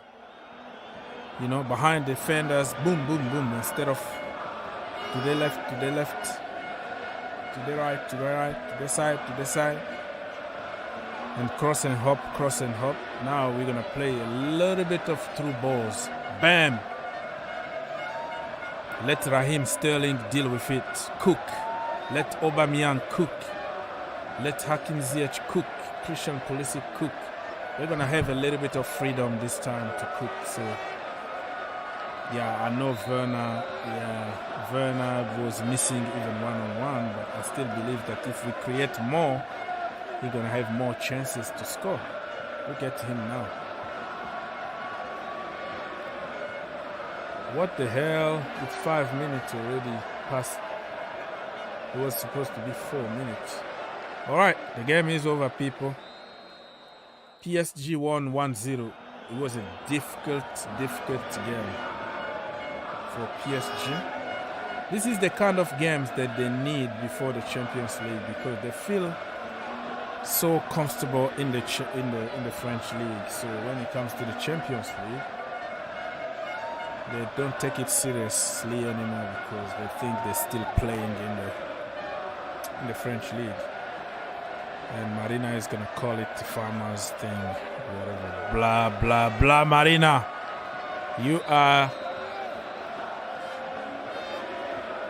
calling my league a farmers league. You have a problem with me, okay? You got a problem.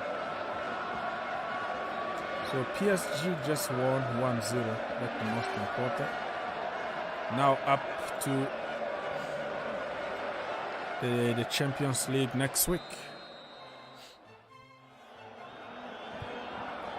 Now I'm gonna have to switch now and focus on the Barcelona game.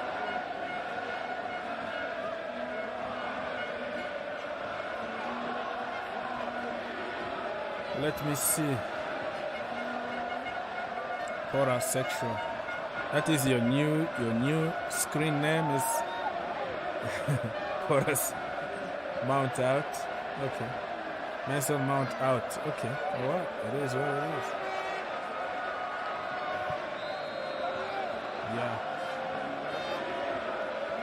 Mount out. Wow. Probably you're gonna get out the club before Mount get out. This is the kid that was born raised. I'm exaggerating here, but he's a Chelsea 3-3 since the age of 6. So probably you're gonna leave the club before him, my brother. It's not gonna change anything if you change your name to Mount out.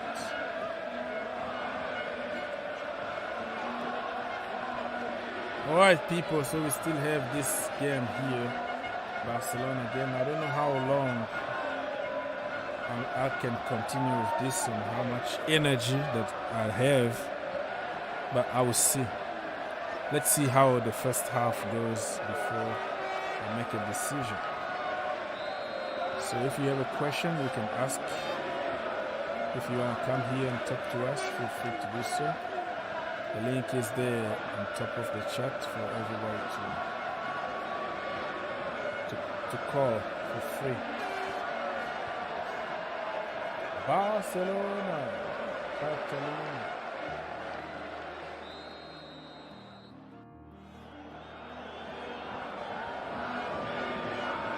So Donnarumma really served PSG today.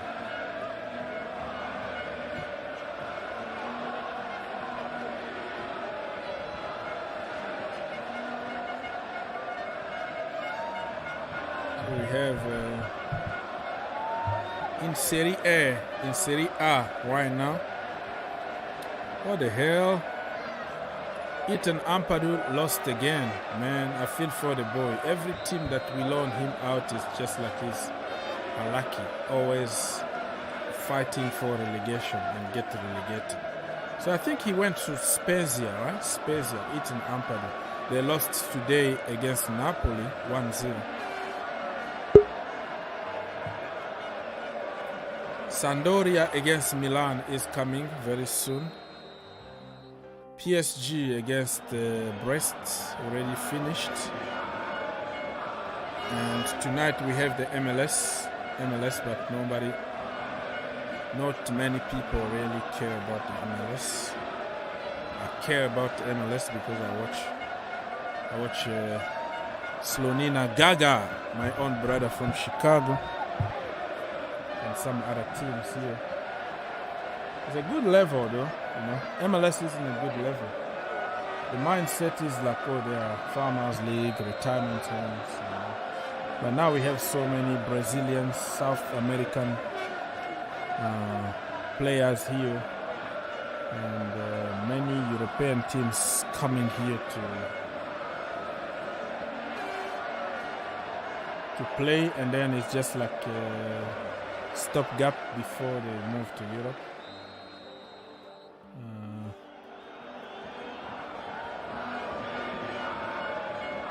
So, yeah, let me just fix this on the screen. People, I don't know how long more I'm gonna be here because I've been here for 2 hours plus. Have something else to do. Bobby Smokey. Bobby, are you there? Yeah, hey, Ogs. I was just watching the proclamation of King Charles III. Yeah. Is it official already? Yeah, the guy is the king. top geezer now. Yeah, he's the king. So it's gonna be very hard for me to even think about king. Probably I will be calling him the queen because our entire life we've been just talking about queen of exactly. England. There are very few of us that know anything other than Queen Elizabeth II. So she's been around for a very long time. So it'll take some getting used to, but you'll be surprised how quickly we will, because they'll change the currencies and everything. Anyway, that's not why I'm phoning. You know, I always like one of the things that back in the day when I first started following you, Odds, is the accent. I like that accent. You talk in a unique way. I know it's an African accent, but I'm just beginning to learn what parts of Africa and things. So I think that is like a Southern African accent, isn't it? African mixed with American accent, I would say. Okay. It's just a query, you know. It's a good trait. It's a nice thing. I'm actually trying to compliment you, anyway, listen, Odds. I look at PSG, and I really wonder. You know, I just wonder. Upon all the stars, all the money, I think that team is under-exercised. And by that, I mean, you know, they spend the whole season in practice matches for the Champions League. Yes. And the sad thing is that they're not even convincing. You know, watch these guys play against... Today, they are playing against like Brest. Probably. Yeah, I mean, it's nobody not heard 1-0 of them before. Lorient and Dijon. Yeah, teams like that. So I got your point. 1-0, you know, it's... You know, I know you can only beat what's in front of you. Yeah, but also this game, you have to give them some credit because they tried to turn. They have another game on Tuesday probably for the Champions League, and they took Messi, Neymar, Mbappe. You know, they tried to take them off as soon as possible before they get injured. I got what you say, but in this game particularly, they were lucky because Brest even missed a penalty. So, or let's give some credit to Donnarumma who saved it. But they had hard time. Probably that's what they needed, you know, because they just walked that league. It's already done from day one. So the Champions League is where everybody is waiting for them to see if it's going to happen. Well, this is the point, you know. I sometimes question, especially coming from England, I always ask the question, you know, just how good are these players really? They don't go through high-level competition consistently. They turn up at the Champions League fairly rested, given time to perform. I just don't feel convinced. You know, I ask myself, would they survive the Premier League? And I think that's why a lot of them run away from the Premier League. Albeit, okay, they're earning stupendous sums of money, playing for PSG, sometimes for Real Madrid, in the past for Barcelona. But now, I'm not impressed. I'm not impressed at all. Because but for like the respite the English teams got this weekend, they would have been in full-blooded competition, battle, picking up injuries, going for it hell for leather, and then they go again midweek in the Champions League. I just don't see the comparison. I really don't. Yeah. I really don't. I watched this game. I was just disappointed. It looked low level.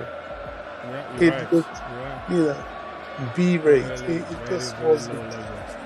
I agree with you.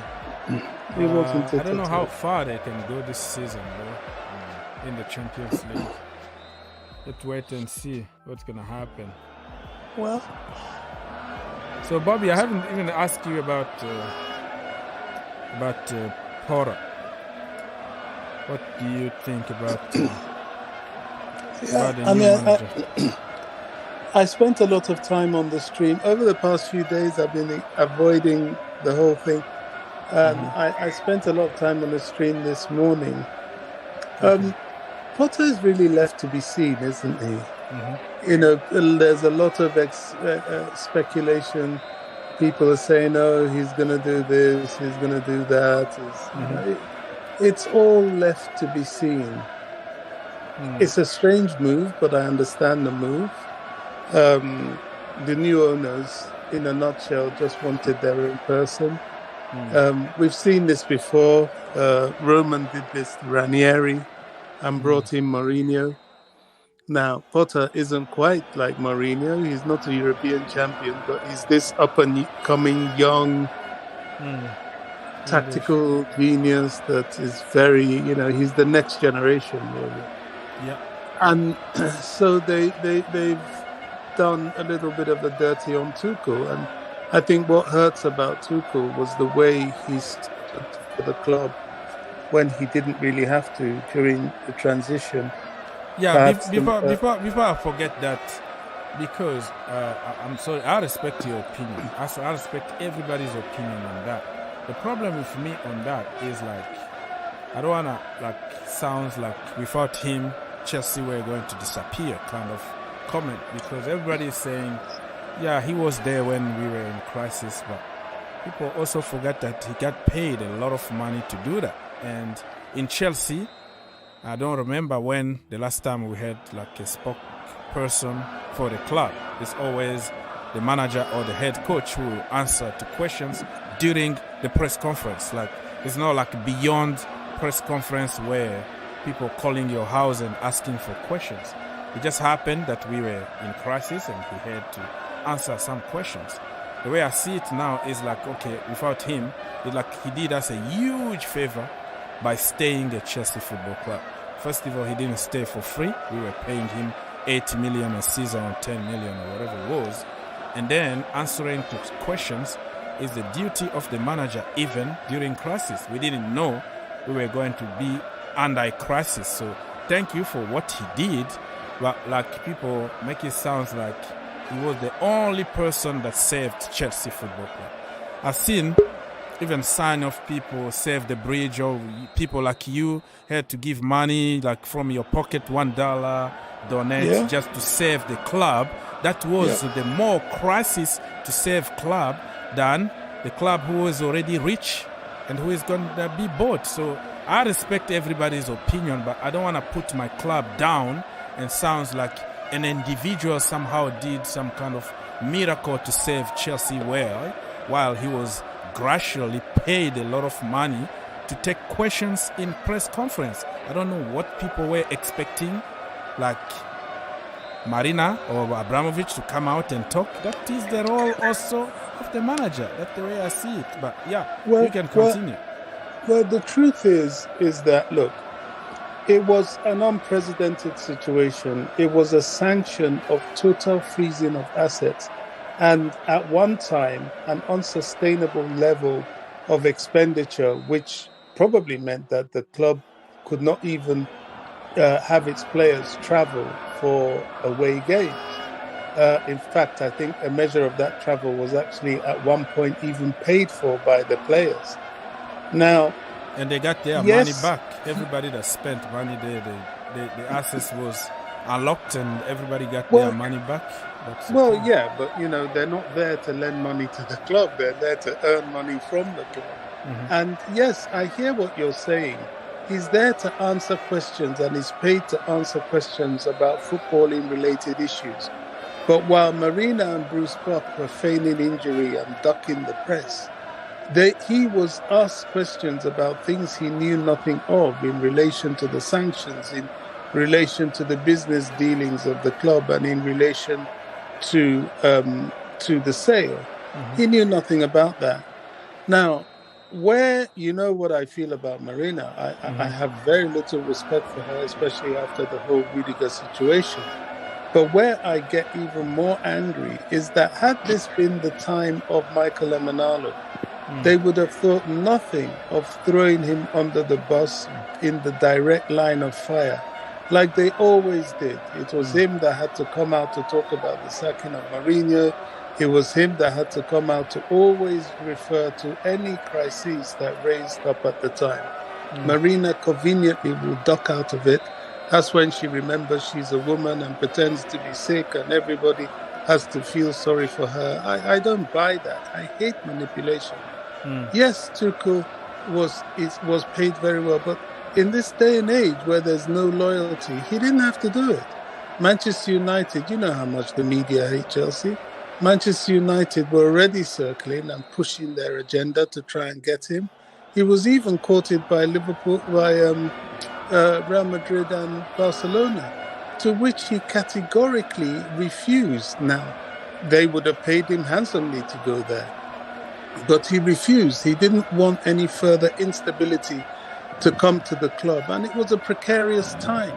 Somebody had to steady the ship. Somebody had to reassure the players that they had any kind of future. Many of them were ready to jump ship, and just like Rudiger and so on, the reason Rudiger left was because of that uncertainty. He decided, okay, I can't wait any longer, and what am I waiting for? Am I even sure I'm waiting for it, that this club is going to exist? So, I mean, that is a consideration. However, having said that, I know how to face reality, and the reality is like, a scenario I'm always giving. If you buy a new house and you suddenly see the former owner's beautiful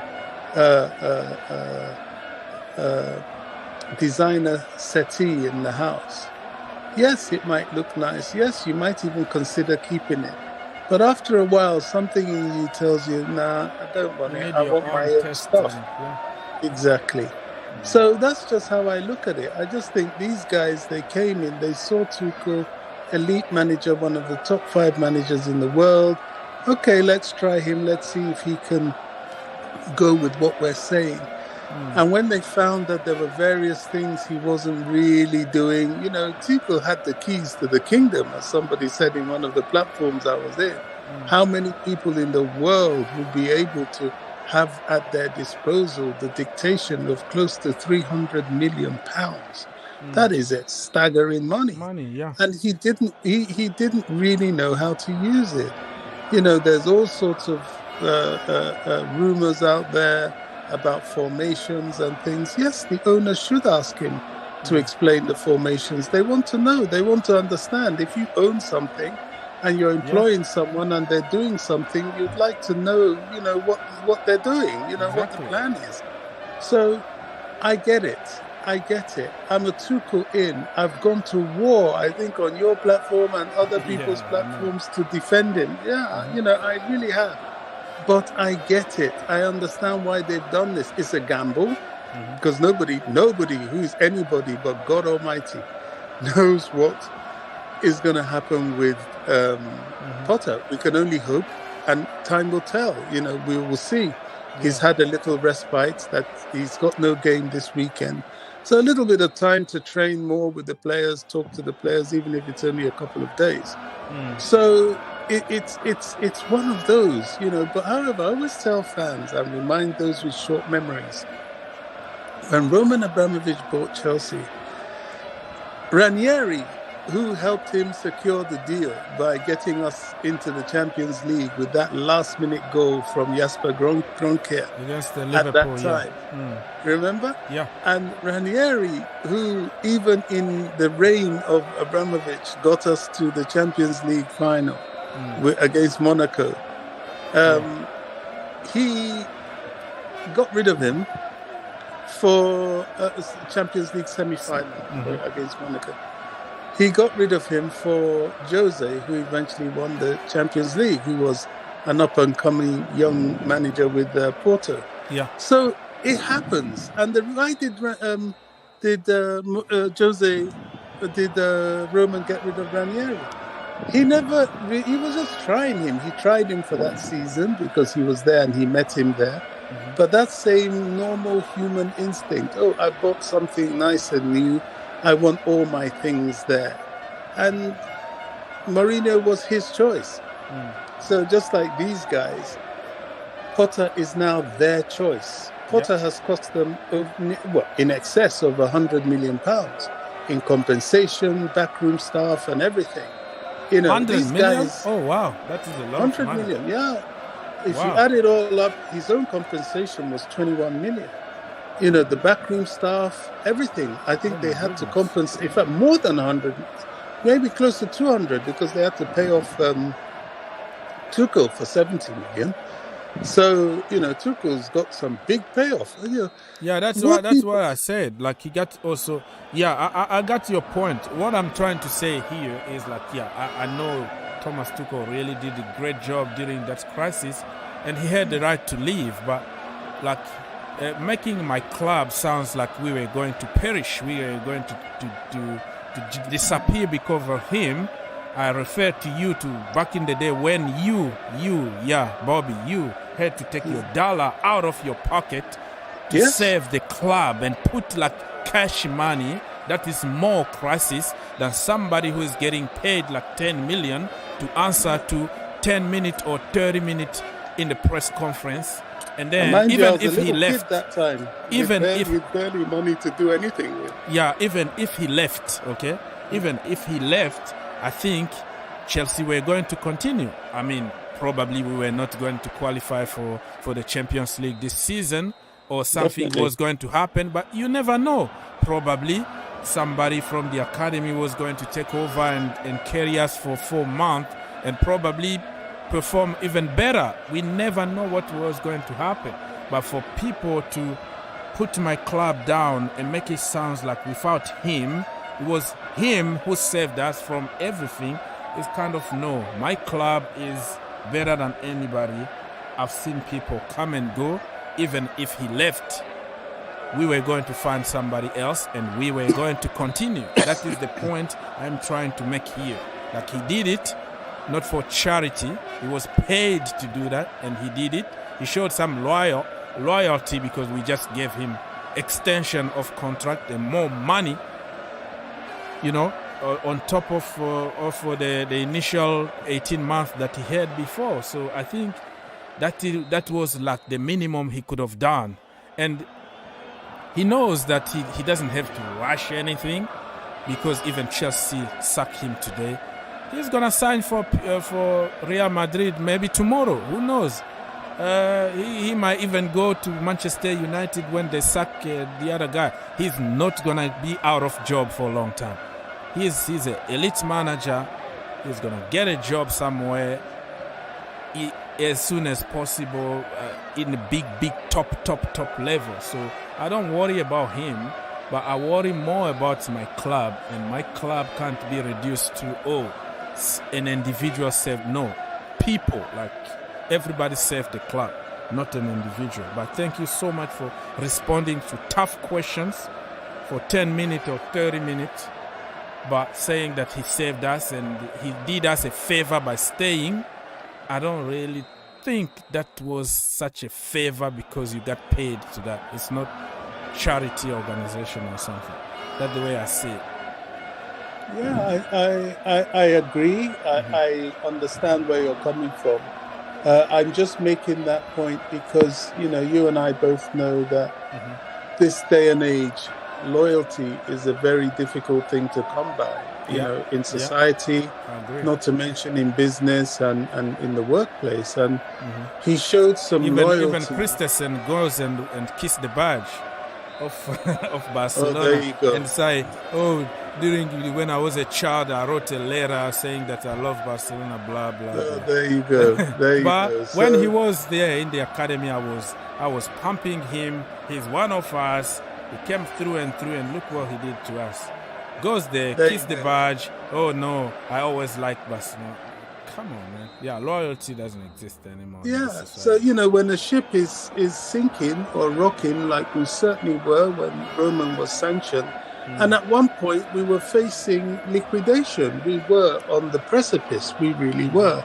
It would be very easy for him to have moved away. And if he had moved away, I personally believe it would have made things worse, because the players would have been thrown into further confusion. Now, what is unknown is Chelsea is a very resilient club. And they have people that have been there before Tuchel, before Roman, before all sorts. These people have been there and they've been in the youth team, and that quite clearly they would have stepped forward. Would they have been enough? Probably not. Would the club have sunk further? Most probably. So it's a good thing he stayed, basically. Do the new owners owe him anything for doing that? Of course they don't, you know, and they've shown they don't give. It's not really how they're going to do things. I think they gave him a chance because he is a good manager, and he is extremely popular in the fan base. And if there's one resource that they do not want to really upset, it is the fans, because the fans are Chelsea. So they've done it in such a way as, okay, we gave him a chance, but it's not working. Fine. However, now this is their choice, and their choice needs to work. So we wait and see. That's all there is to it. We wait and see. Yeah, we wait and see, people, and I'm confident, just like any manager, I will support him. I will criticize him heavily, just like I do with other managers. I will get on him when he's doing good, but he's going to have his time, you know. He's going to need time to implement his ideas and try to get to the dressing room of winners. And you never won anything, and you have to play 2 games every week. After every 3 days, a completely different dressing room, different culture. The pressure is on, but also different quality. He had only 1 game every week at Brighton. Yeah, but not he didn't have the same quality that will low block you every week. So it's going to be interesting. It's interesting, but also at Chelsea you have more quality, and you have money to also strengthen your team and have like solid bench too to deal with issues. So depending on how you see it, it's up to him to find solution to break the low blocks and use the money wisely and show us what he can do. Good luck to him. And Wednesday is the first game, Champions League at home, Stamford Bridge. Oh my goodness. Well, it'll be interesting. Listen, I've got to run, Ogs. I've got an incoming call. Okay, sure. I'm leaving too. I'm not doing the second half. Thank you, Bobby, for helping. Blessing, and I will see you next time, my brother. Thank you. All right, Bobby is gone. Mr. Kings. Yeah. Are you there? What do you have to say?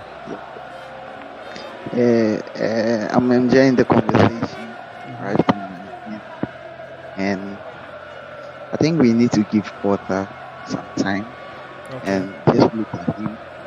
At the latter end, you made a comment, Brighton, they play once every week, by Chelsea maybe 2-3 times a week. And it's going to be a tough time for him. But now he has his team with him. They are going to conjoin things together, and they are going to put things in order.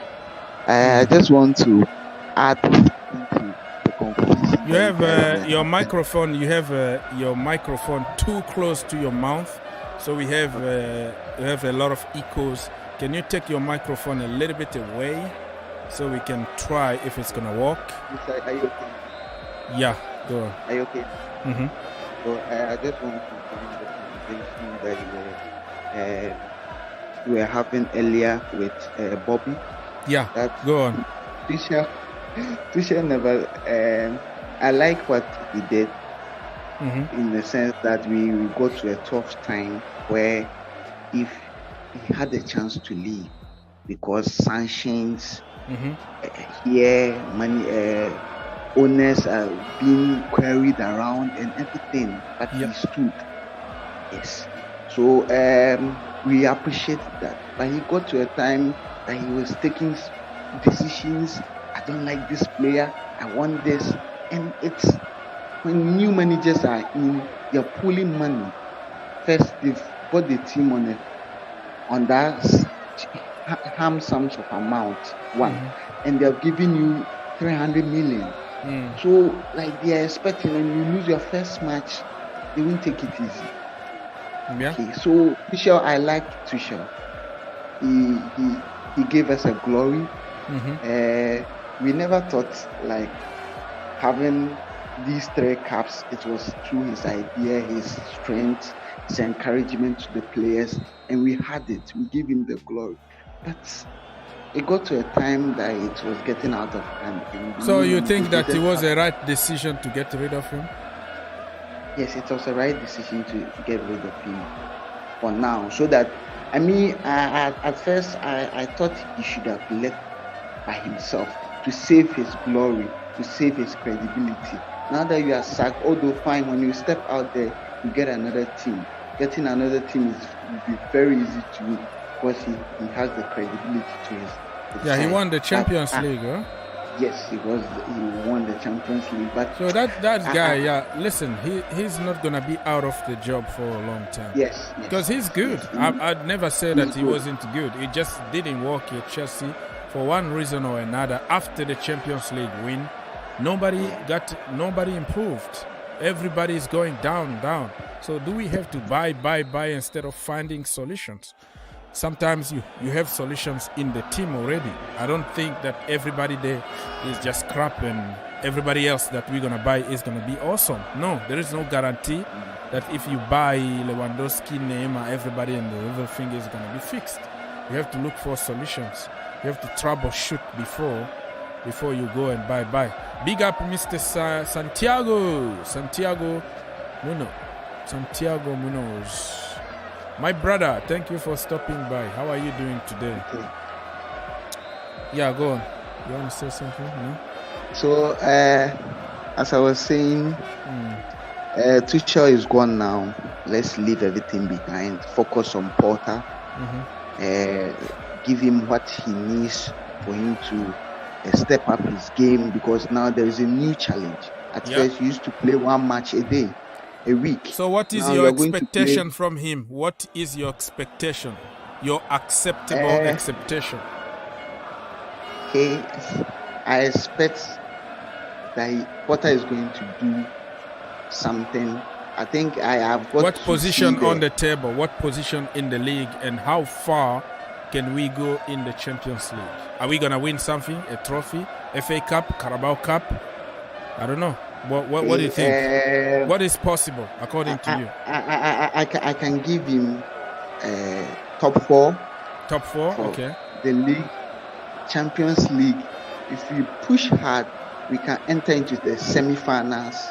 But for FA Cup and Carabao Cup, we will take one of them. Yes, for that one, they will take one of them. Top 4 for the league and semi-final for the Champions League. Maybe if possible, we can do what Tuchel did with us, and it will be a glory. But Carabao and FA Cup, we will pick one of them. Okay. Top 4. I got you, Mr. Journalist, Tier 1 journalist, Mr. Tom. What's going on, bro? What's going on? How are you doing? We here. We don't know what the future holds for our club, and you guys. Why did you lose the other day? Why did we lose? Yeah, tell me why. Something called VAR. VAR, yeah, I didn't accept it. I wanted you to lose, but in the normal way. But the VAR really, they did you dirty because it took his knee first, and then it bounced in his hand. The thing is, they didn't even refer it to VAR. That's what I never understood. I don't think at any level or at any football club you should expect a referee or a decision to save you a point or save you a match when you've had 90 minutes to do that yourself as players and stuff. So I don't ever expect a decision or whatever to always pull you out of the fire. Listen, you have some that go for you, you have some that go against you. Unfortunately, that's the modern day of football. But performance-wise, I mean, with the drop in quality that I saw with our team, I mean, it was easily there to see. I mean, Martinez come on for 45 minutes, and he was the best player for 45 minutes, even regardless of the penalty decision and everything, which were ridiculous. But that just shows the gulf in class between the likes of your Harry Maguires, your Lindelofs. Then you've got people like Fred and stuff who are playing a new role at Cam, and you're experimenting that way. Ronaldo. I think we're seeing the decline now, severe decline, and even with people always make this perception around our team and everything because of like height or because of age with certain players and stuff. But the one thing that combines it all together is these players haven't worked together long. And what I mean by that isn't because of the fact of that they've been bought at different times. The squad and the first two games, you could see that there was frailties there. There's no denying that. He was getting used to a new team. Anthony, he's come in, he got a goal against Arsenal, but I wasn't exactly massively praising him. Yeah, there was highlights, there was moments, but these players haven't been together long. And even with your club, for example, even with it being that you've sacked another manager, your team, the team that you have built or your owner has built, regardless of if it was Tuchel signings or if it's club signings, that is a team now that you've got for a minimum 6 months, I think about 4 or 5 months now till January. So, Harry Potter's got to get his magic wand out, hasn't he? Yeah. And suddenly try and coach all of these players. But listen, we had the discussion before about the Tuchel thing and everything. I mean, I just don't understand Todd Bowley's decision, if I'm being fair. I understand if you want to sack the guy, but you should have sacked him when you were coming in.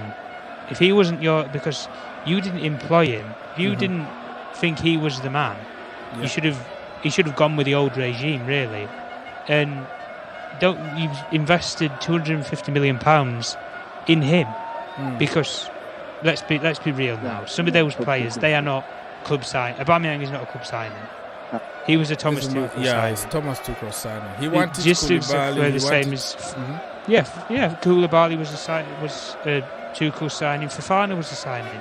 Sterling, for example, I don't see that as a Tuchel signing. That's a club signing because of the mentality and the major things that he won with Manchester City. That's the reason why you signed him, and you needed a wide player. But like you say, we always go back to the same point with ownerships in football clubs. It's only the money that grows off the trees that gets you to the top. But listen, you can have all the money in the world and you can spend it. My club's the prime example. We've spent nearly close to I think it's 4 billion now after this transfer window. 1.4 billion pounds. We've been nowhere near a title in nearly 10 years. So if you want to go down this road with Graham Potter and everything, the one thing that he's always had in his coaching career is he's always worked with a sporting director and a proper recruitment team behind him. Because the guy who's just gone to Newcastle, Dan Ashworth, he's the guy who's helped Graham Potter mould that team that he had at Brighton and find some of the young hidden gems of the world, shall we say. Like, for example, the development of Ben White. Bought him for £5 million from Bristol City, sold him for £50 million. So £45 million profit to Arsenal. Brighton do it with a lot of players, and obviously that is a merry-go-round of it's basically the conveyor belt of football, isn't it? We have it at European level, your Dortmunds, your Ajaxes, who develop players, then they go on to bigger and better things at another club. Brighton are probably that example, but in the Premier League, and they're not the only club in that. But yeah, that's just my take on it with Chelsea and everything. Yeah. I just thought it was weird. You spend £250 million and then it was weird. I just think that something happened the last minute. Yeah, something's broken. It was building, of course, but they just decided, okay, let's continue with him. And then something happened the last minute that were like, probably it's better to pull the trigger now than wait, because we're not communicating. There's nothing here going on.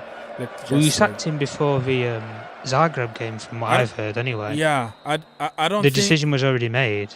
Yeah, it was made there because of some issues that happened lately. Not because all this period, if they had the same issues, they knew there were issues, but they trusted him. They said, no, he's not perfect. We are not perfect. Let's continue. They gave him money, and after the transfer window, something happened, something that Tuchel said, or something they were like, no, man, this is a little too much. Let's take, cut our losses here. Let's start this project all over. We don't care about how much we spend on players. We're going to find solutions. Some of them are going to be sold if they don't work out. But they're going to take another L. So, yes, we're still just waiting to see what's going to happen. But I am confident about Porter. I think he's going to do something. Absolutely. He's a project manager, so of course, yeah. We gave him 5 years. Yeah, 4 to 5 years, yeah. So if one thing is going to be sure, that he's going to develop players. He's going to promote some players, but he might not win something, and we're going to sack him. And the other guy that will come after him is going to benefit from the hard work that we'll do. That's what Chelsea been doing.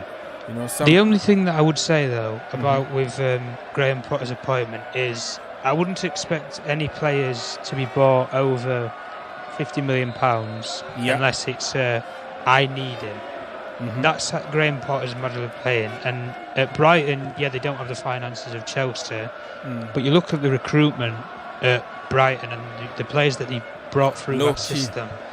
Yeah, low-key. Listen, Moses Caicedo, for me, I think he's the closest thing, maybe at his age, to a young N'Golo Kante.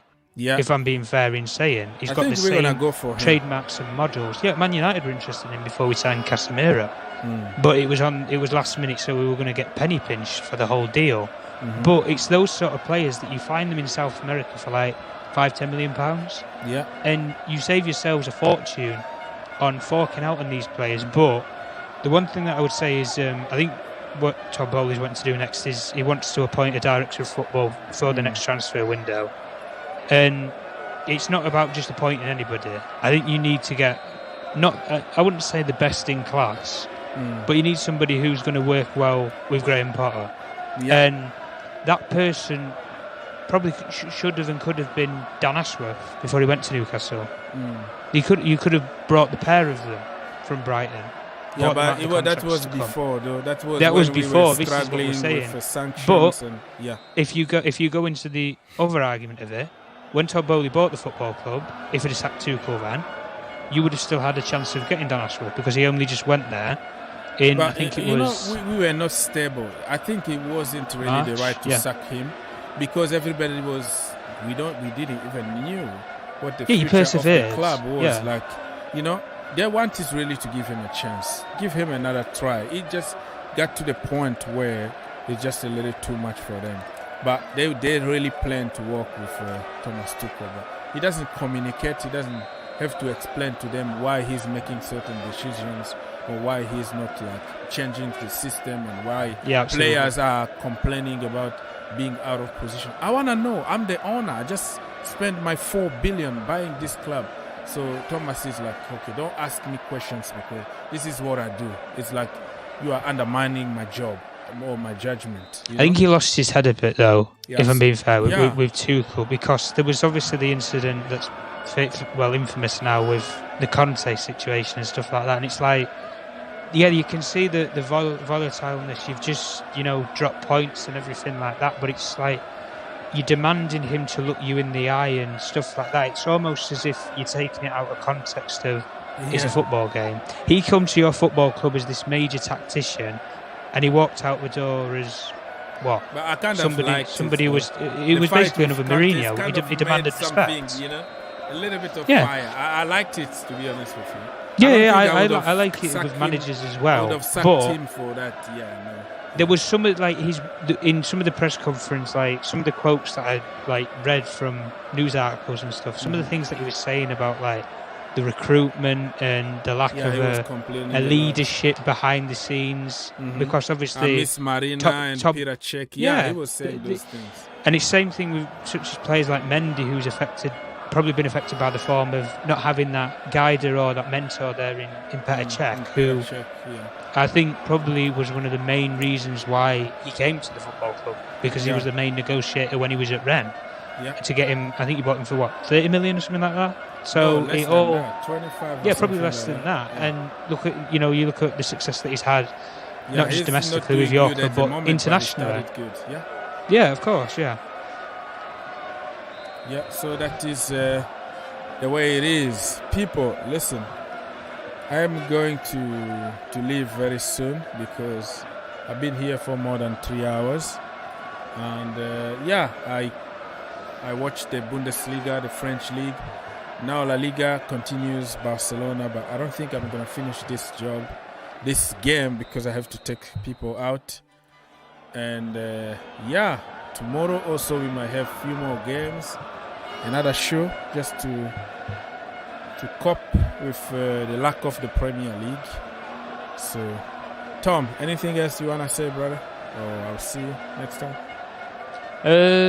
No, like I said, I'd just say if you've obviously decided that Graham Potter's the man. Probably just go forward, and I would say you need to give him long term. You the big thing around Chelsea is trust and time. And either you lose trust in the manager or they don't get enough time. That normally is what happens with Chelsea managers. But Graham Potter's had the credentials. He's been at Brighton a long term, and you've seen the progress that he's made with them. I think he was pushing top 10, top 6 maybe even this season, with the way that he was playing and the way that he was going. He left them in the fourth position. He left them in the best position that he probably could do. But moving forward, he's gave his credentials, he's had the job that he's done the job that he did at Brighton and everything, and he deserves that step up to the next level. I think he's earned the right. We always say with managers, do they earn the right of another major league job? Like the likes of Pochettino, he's been round now. He's been at three different, successful clubs in a way, historically wise. And then obviously you have all the money and stuff that goes into it. Would he have been the better option than Graham Potter? Probably not, because he's got failure on his record. And I said this when Ten Hag came to our club. You're getting a manager who's been successful throughout. He's not been his career's not been tainted yet. But obviously, like I say, give him 2 to 3 years, and you'll see your style of play and the recruitment of the players that he wants, and then you obviously just see where it goes from there, really. Okay, you're absolutely right, my friend. Tom, I'll see you next time, my friend. Take care. Yes, no problems. Peace. Thank you so much, Mr. Tom, the journalist. Mr. Kings, you were gone. You were talking to some people behind, and we could hear everything. What do you have to say, bro, before we close this show? Are you there? Let me unmute you. You're muted, bro. Hello, Kings? Yeah, please, I'm here. All right, so what you have to say, bro? So one thing that I just want to say is that now the only manager that we have here is Graham Potter. So we give him the chance that he needs. He has the players. Maybe he might need some to add up. They should give him the chance, give him the resources that he needs, so that he can do the job for us, so that he can put smiles on our face. And I think give us the expectation that we want. Now Tuchel is gone, so let's leave Tuchel out of the game and focus on Porter. and let's see what he can also bring on board. Yeah, that is very good. My brother, listen, enjoy the rest of your day, and I will see you next time, okay? All right, so Mr. Kings is gone. I am here alone. Let me just try to conclude this show. It was a great show, people. On your way out, please don't forget to like. I don't know why people. Whoa! Barcelona just scored. As I am leaving the show, Barcelona just scored. People, 1-0 to Barcelona, and it's Frankie de Jong. Frankie of all people. Frankie de Jong just scored for Barcelona. Wow. Wow. That's why he didn't want to leave. Let me just watch this. Golazo de Barcelona, people. Frankie de Jong. De Jong, golazo. Oh my goodness me. What a goal, De Jong. This guy almost signed for Manchester United or Chelsea. 56 minutes. What a goal. He just arrived late in the box, just like a Frank Lampard style, you know, when he used to do his business. Like he would drop a little bit and just run to the box late and score. That is the way Frankie de Jong did. So Cadiz literally sit back and wait. And Barcelona found a way to break them down. There was a goalkeeper powered the ball into De Jong's path. So De Jong just arrived from nowhere and bang. Wow.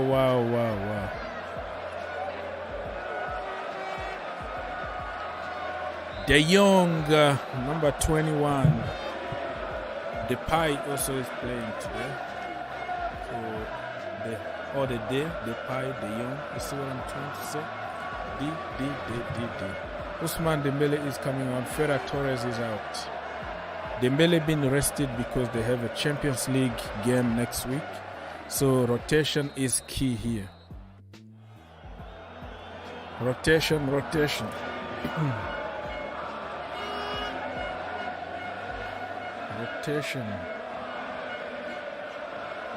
Okay. What the heck? Gavi also is out, and they put Pedri in, Gavi out, because they want to give them some rest for Lewandowski. Also is coming in. Lewandowski, Dembele, all those people, they're coming in because they were on the bench. They didn't want to take too much risks, so they can keep some players fresh for the Champions League game next week.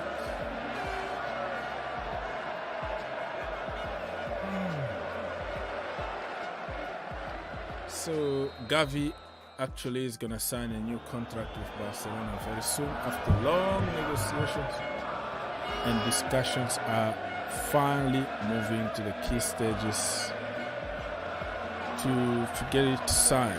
Been told there is no panic on other club rumors.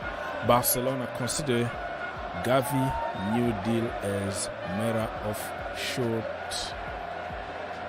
time. Okay. So Barcelona are gonna sign this guy. They better sign him now because he's gonna be a free agent. And many people are gonna try to sign him. Anything else happening?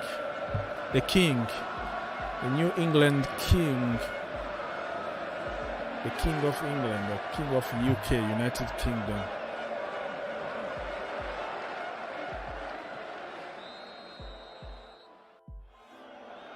Royal family here. They went to,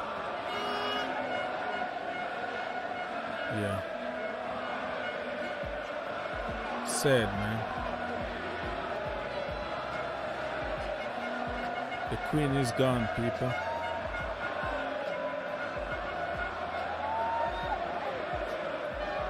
And William is going to be a king one day.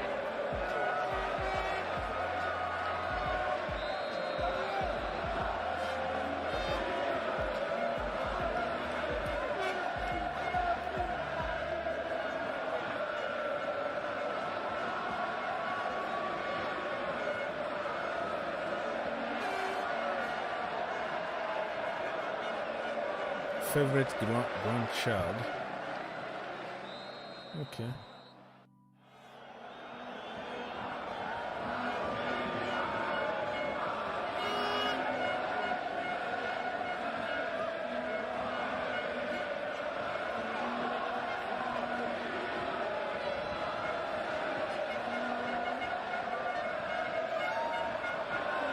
Okay, so Barcelona are leading 1-0 against Cadiz. No update from Chelsea or any team. Everybody being low-key because they don't want to say too much. Everybody's mourning. It's black and white now to honor the Queen. So no much really to talk about. This poor guy had the first training session yesterday. Today we're going to be the second training session. He's lucky, man. Lucky that the game was postponed, so he doesn't have any kind of pressure of losing the first game or anything. So, yeah, that's the way it is. Anyways, people, I think people are not asking questions anymore. And also, they are not calling anymore, so I think people are tired too. I've been here for hours. Thank you so much for being there on your way out. Double check if you haven't subscribed or you haven't liked. It doesn't cost you anything, my friends. It's going to take you just 1 second to do it. Bam, bam, bam, done. Boom, boom, done. And then you are all set, right? Thank you so much. Much appreciated.